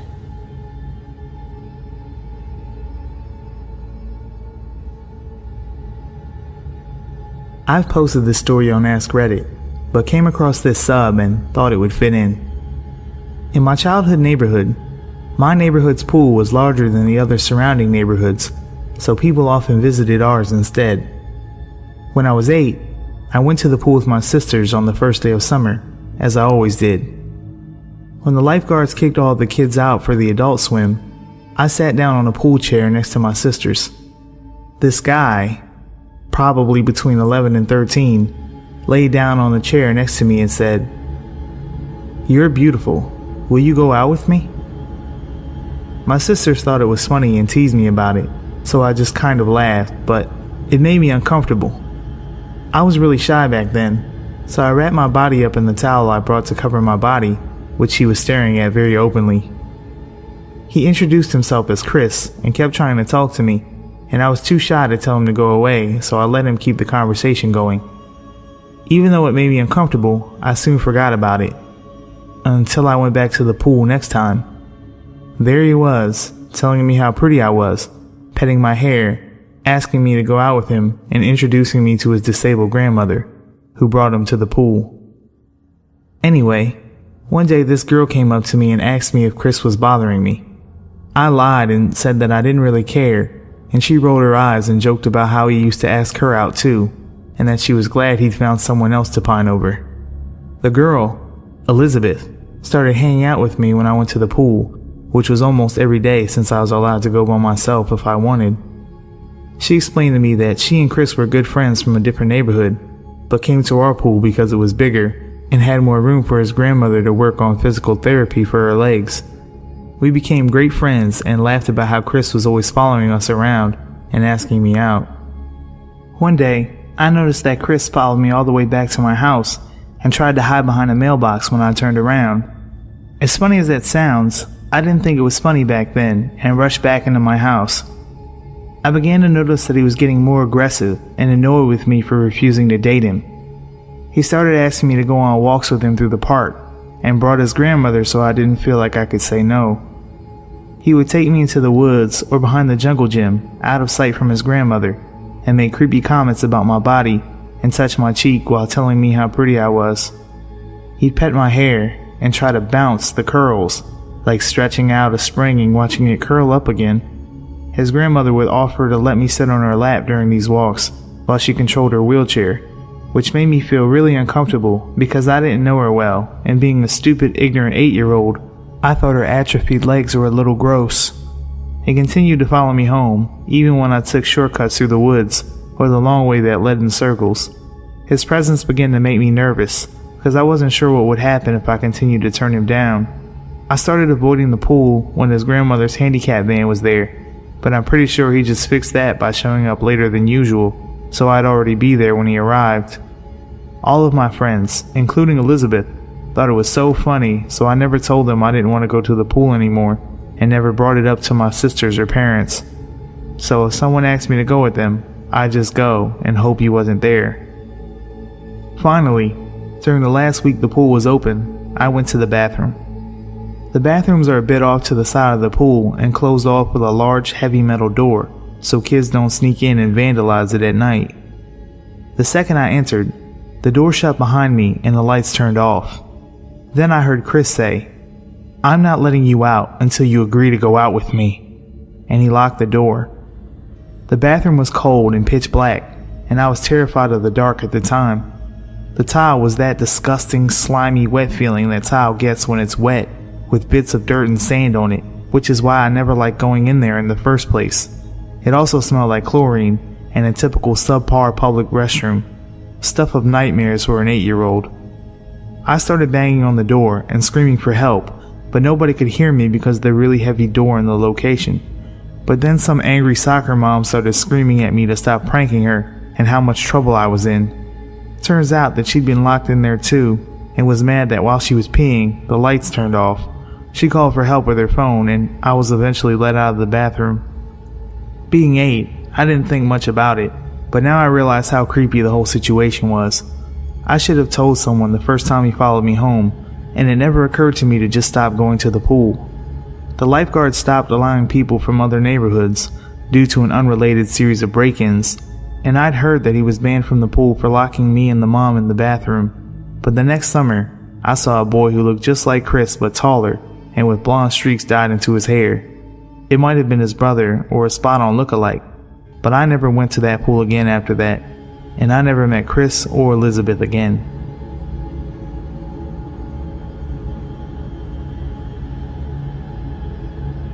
Some background info. I attended a private high school, but our tuition did not cover the school trips and the like. This incident took place during the summer of my junior year, during the last few months of school.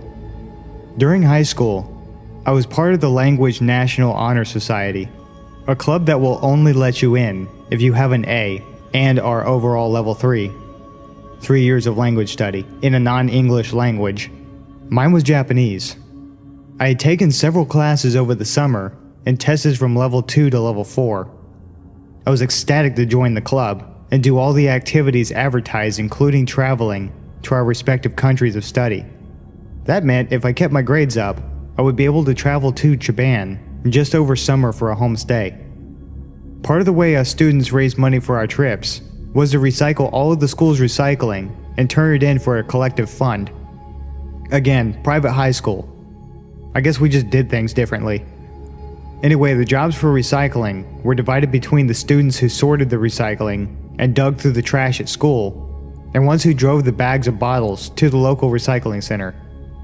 I was in the latter group, since my family owned a Suburban, which could fit most of the bags in one trip, with all the other seats down. So during late April, early June, I was signed up to take the bags. My mom offered to drive, since she wanted to use the truck to go shopping later in the day. It was surprisingly hot for the west side of Oregon. I was dressed in jean short shorts and a t-shirt and sneakers. No way I was going to wear flip-flops at the center, even with the heat. Old soda feels disgusting as it dries between your toes, trust me. At this time, my mom and I were not in a good spot in our relationship. We butted heads over every little thing, including recycling. She couldn't understand why I insisted on going to the recycling center early in the week. It was wasting time because she needed to buy something for one of my siblings' school projects. If you want, you can just drop me off. I'll grab a soda or something and text you when I'm done or walk home, I said, annoyed. She sighed. I'll wait around for a bit. When we reached the center, which was connected to a QFC, she parked one row from the entrance and I hopped out, dragging 3 huge bags with me. I returned to the car to grab the second batch when I felt it. That tingle go up your spine when someone is watching you. I frowned and then looked around. There was no one around really, except for an elderly looking old man sitting in his car in the row behind us. He was looking right at me. I did a quick check to make sure there was no soda streak on my bare legs. Shit, there's a hole in my shorts. Jerk. So go ahead and laugh at the dumb teenager with bright pink panties. He wasn't laughing, but I was more embarrassed by the staring than creeped out. With a huff and a grumble, I dragged the remaining bags to the recycling center. It's a small open room that you can see into from the parking lot. Recycling machines lined the walls, and I got to work. A few minutes pass, and I get a text from my mom. I'm going ahead to the mall. Text me when you're on your way home. I don't want you waiting around for me to pick you up. Great, I text back. A few more minutes later, and I hear a car pulling up into the parking spot right in front of the recycling center opening. I look up as a reflex, and I felt my heart sink. It's the old man from before. The tingle down my spine is made of ice this time, settling in my gut. This was not okay. The man was watching me. Even if he was waiting for somebody, why not remain in his original spot? Why pull up in front and park instead of driving closer to the grocery store entrance? Still, I try to ignore it. That is, until I hear a creak of door hinges. My head snaps up, and I see the man has opened his door and has one leg sticking out. I text my mom, "Can you come back?" She asks why. There's this guy watching me and is creeping me out. Just go tell one of the employees if he's really bothering you. You're young. I'm sure you can outrun them anyways. Yeah, thanks, Mom. The man hasn't gotten out of his car yet. He's just sitting there, watching me. Watching me stand there with my phone in my hand. That's when I noticed a very rhythmic movement of one of his arms. Hell no. Abandoning my bottles and walking out of the recycling center and heading towards the entrance of the QFC. As I pass the car, I can't help but look, just to make sure I'm right. And lo and behold, the man is sitting there half out of his car watching me. He's exposed and pleasuring himself. That sight makes my lip curl in disgust. I hurry into the QFC and tell the first employee I see what's going on. She just says, "Oh, that's gross," and walks away. Yeah, fuck you too, lady. I feel gross. Violated almost.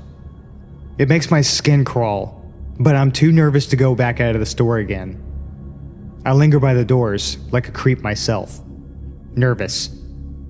After about 5 minutes, another employee, a man this time, comes up to me and asks if I'm lost, and reminds me that there's no loitering in the store. I have no choice but to go back out again. Thankfully, the man is gone. I finish the recycling, turn in the receipt for cash, buy the damn soda and walk home. I never saw that man again, and opted for sorting bottles at the school instead of taking them to the recycling center. On the plus side, my relationship with my mother has gotten a lot better since. The downside, it wasn't the last, or even the most extreme creepy encounter I've experienced.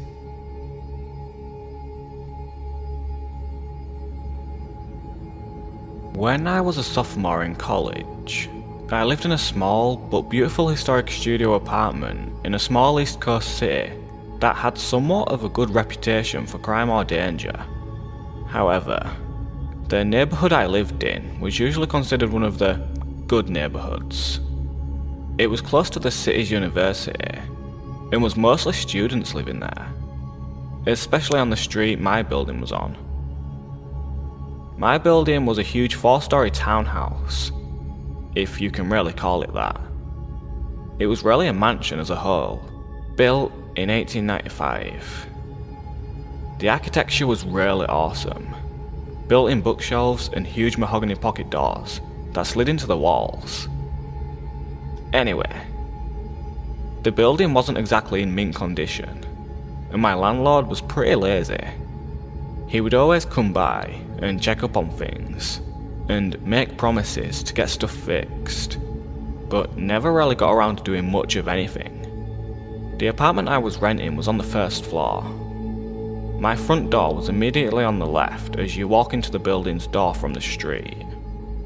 This door, the building's front door, which from the street opened to a small lobby area with only one door in it, mine, and a staircase to the other apartments upstairs, was huge and heavy and was never locked. In fact, you couldn't lock it. And in fact, it didn't even close all the way. So basically, the door to my apartment was open to the street. I asked my landlord countless times to please do something about the front door, but he never did anything. Well, one night, I was getting home from work and it was very late, about 3:45 AM. I worked as a pizza delivery driver at a place that was open really late every night. And I was just sitting on my couch watching a little TV before I went to bed. I'd also gotten totally naked, something I truly loved being able to do, considering I lived alone. Haha. Anyway, not even 10 minutes since I'd gotten home and sat down, I heard 3 slow knocks at my door. I'm thinking, who the fuck would be at my door at this hour? What could they possibly want? Why didn't I hear the building's front door open like I normally do? Young and naive, I was half scared and half intrigued.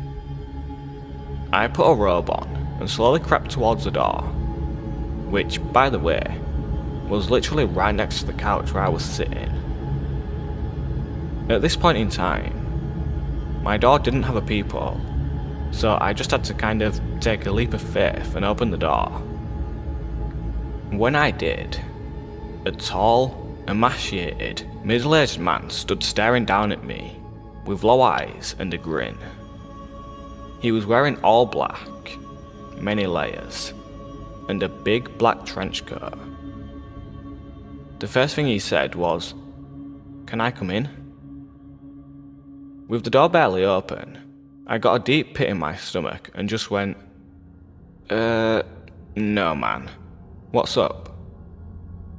He just stared into my eyes for a second, clearly disappointed, and then said, "I've seen you around," and started to grin again. The pit in my stomach had evolved into a churning sensation, and I was starting to get nauseous. "Yeah, I've been watching you, and I like the way you look," he said. "So you gay? Bisexual?" I was just like, "I dunno, but it's late and I'm going to bed. Bye." He kind of nodded and lingered for a second, as did I, watching to make sure I saw him leave the building. Once he did, I closed the door, locked it, and stood with my hand still on the knob for a good minute at least. After I snapped out of my shock, I ran over to my couch and pushed it up against the door. I ended up sleeping on the couch that night, even though it was right there. It just made me feel safer, like I could hear if something happened. Well, nothing happened that night. It wasn't until about a week later, on one of my nights off from work, that I was sitting around my apartment winding down by myself after I had a few friends over drinking and smoking a little bit, as college kids will do. All of a sudden, I heard a weird rattling noise coming from across the room, so I turned off the music I was playing, to find out that it was coming from none other than my front doorknob.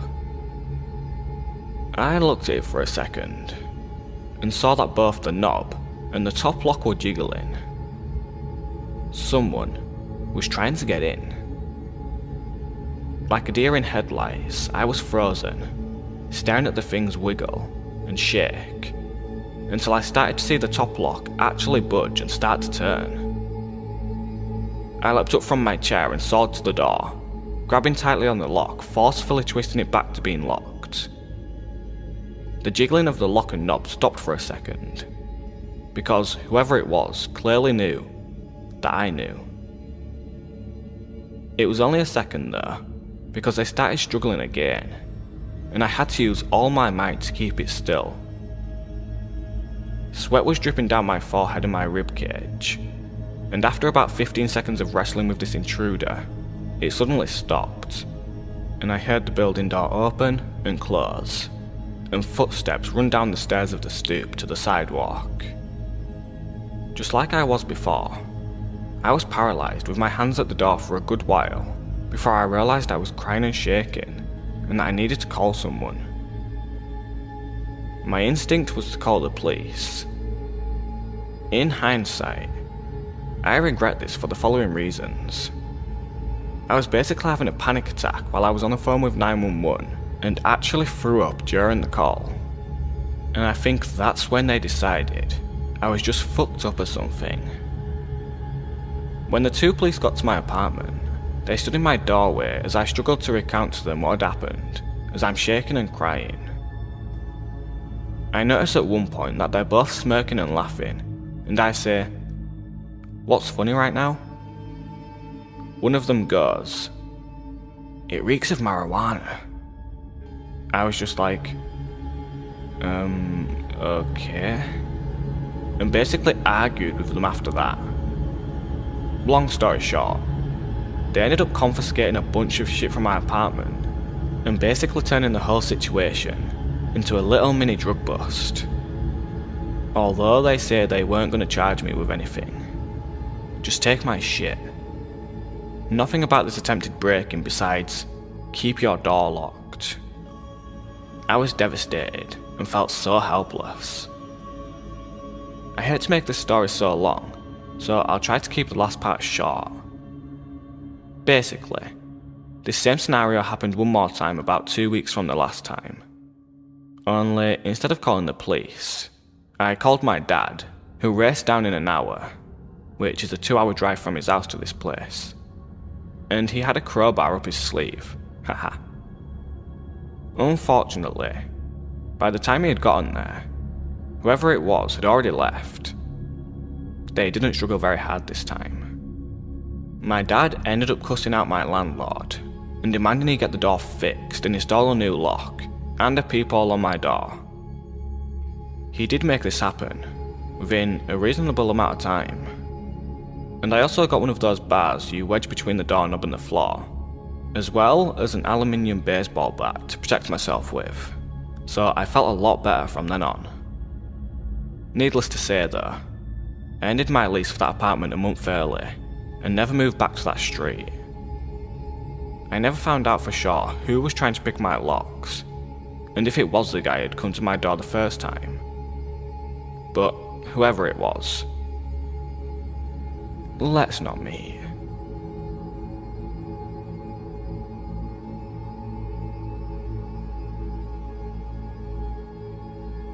When I was a sophomore in college, I lived in a small but beautiful historic studio apartment in a small East Coast city that had somewhat of a reputation for crime and danger. However, the neighborhood I lived in was usually considered one of the good neighborhoods.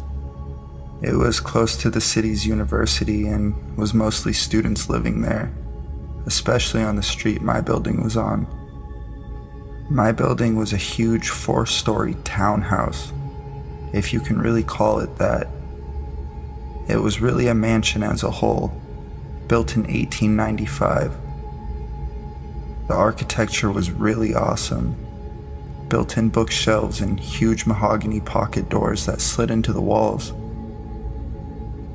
Anyway, the building wasn't exactly in mint condition and my landlord was pretty lazy.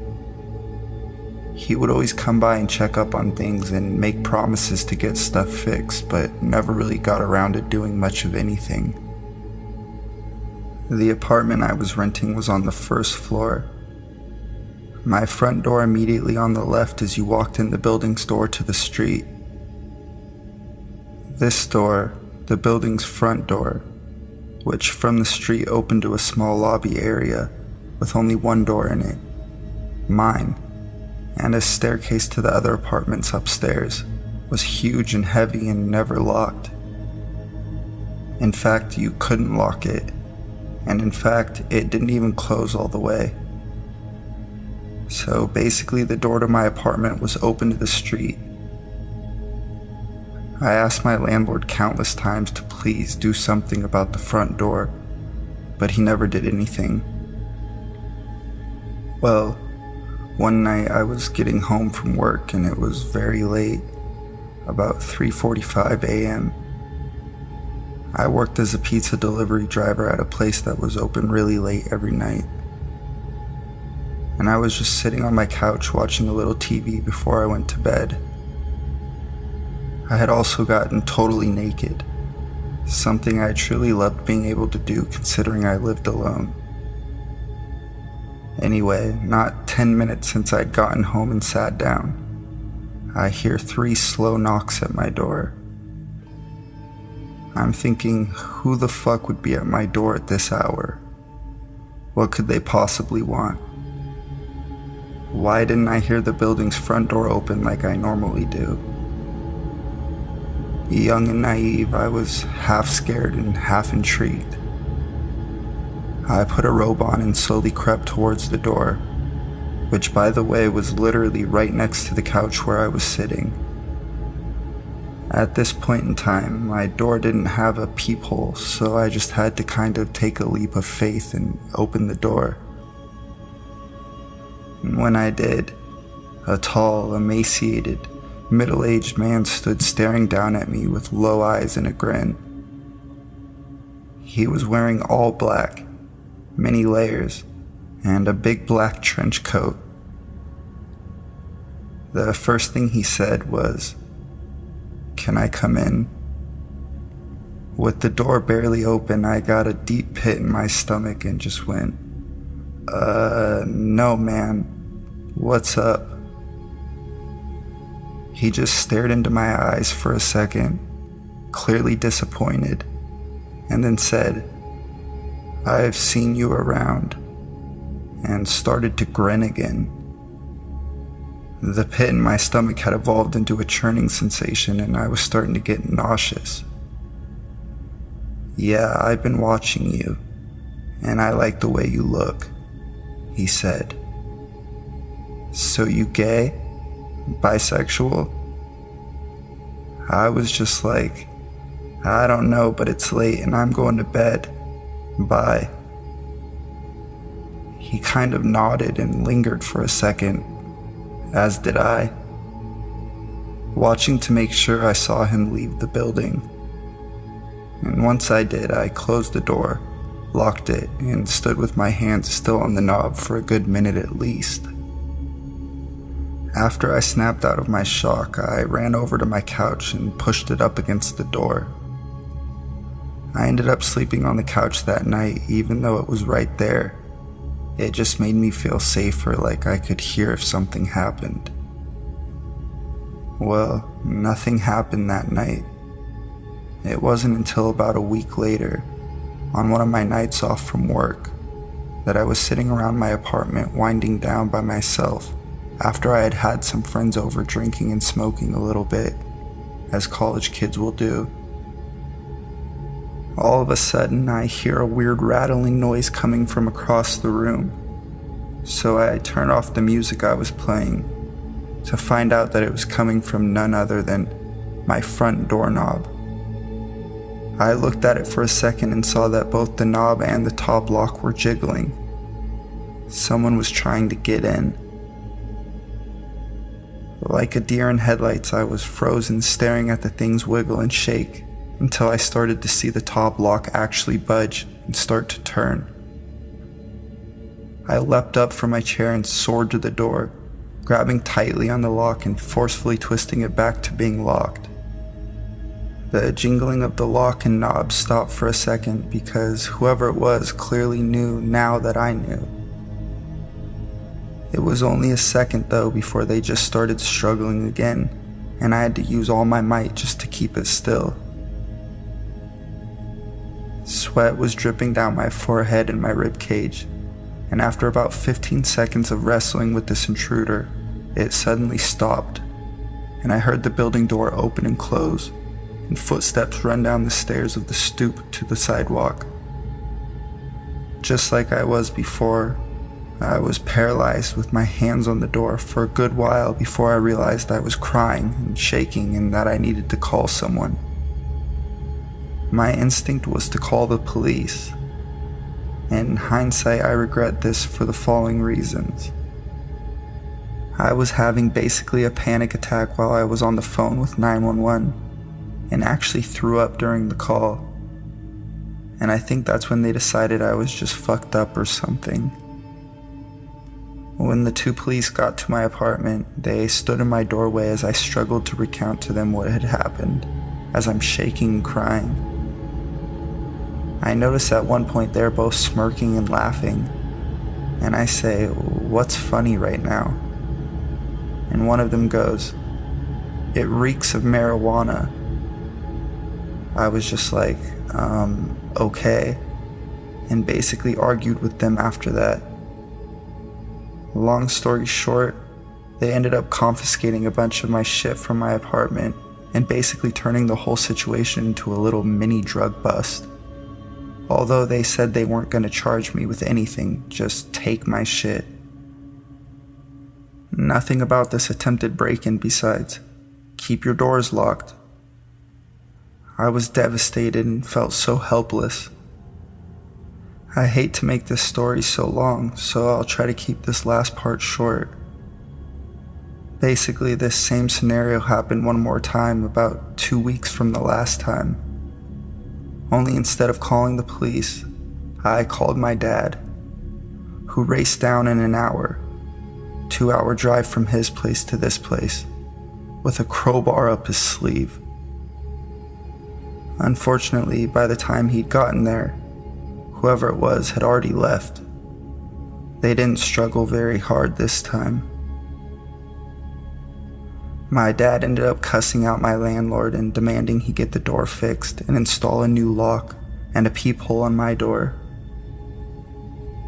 He did make this happen within a reasonable amount of time, and I also got one of those bars you wedge between the doorknob and the floor, as well as an aluminum baseball bat to protect myself with, so I felt a lot better from then on.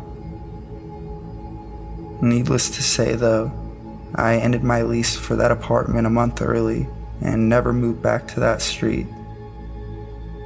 I never found out for sure who was trying to pick my locks and if it was the guy who would come to my door the first time, but whoever it was, let's not meet.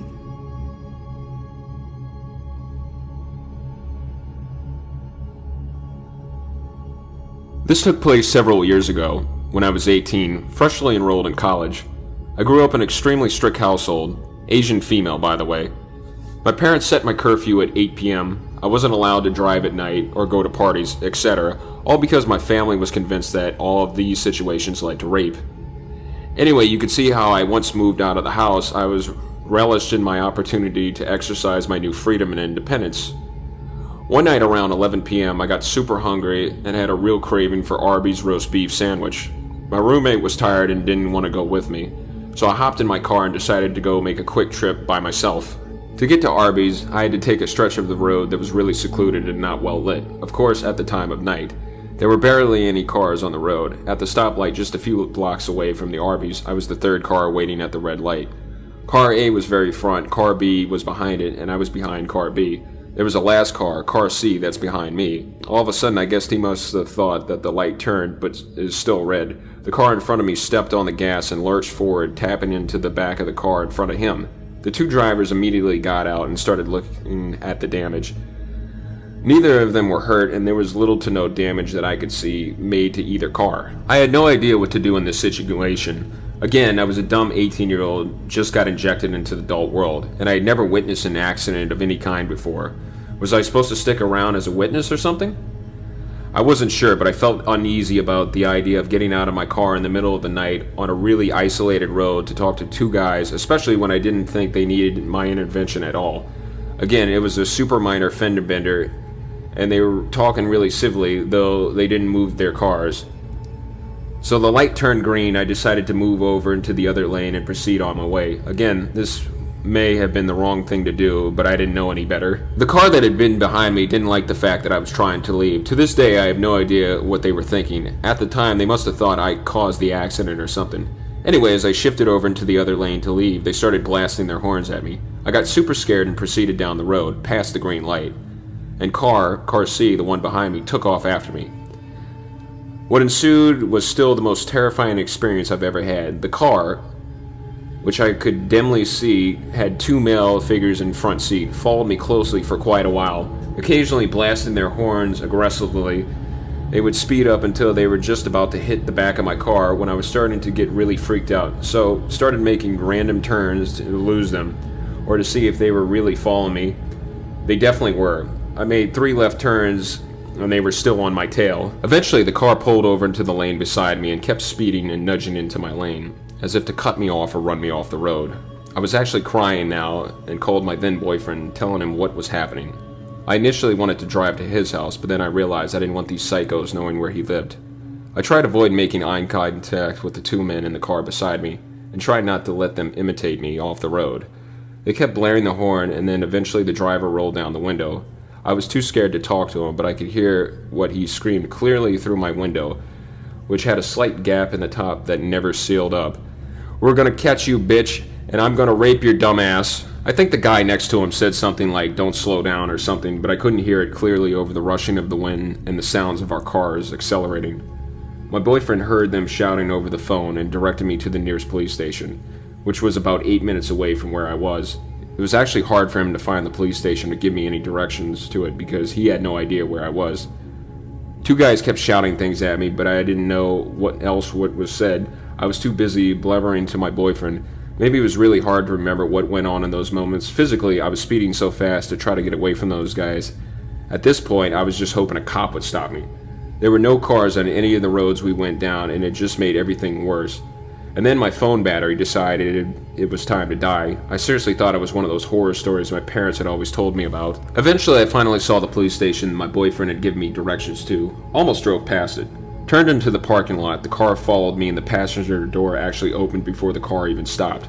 But I think they noticed where we were and drove out of there fast. I sat in my car too terrified to get out because I thought moving would provoke them into coming back. Literally 60 seconds later, my boyfriend pulled into the parking lot next to my car and climbed out with a baseball bat. He held me for a little while, and then a cop who was pulling into the lot or something coming out of the building approached us and asked if everything was okay. Turns out that the car had tailed me fit the description of a car that had apparently scared a girl so badly, same type of thing, late night, empty road, lone driver, super aggressive driving, and screaming, that she had crashed her car into a tree divider trying to get away from those guys. Neither she or I got the license plate, though, and to this day, I don't know if they ever caught those guys. I don't know what kind of human being gets their kicks out of terrorizing female drivers late at night on the road, but whoever they were, fuck those guys. I hope someone somewhere managed to put a stop to them.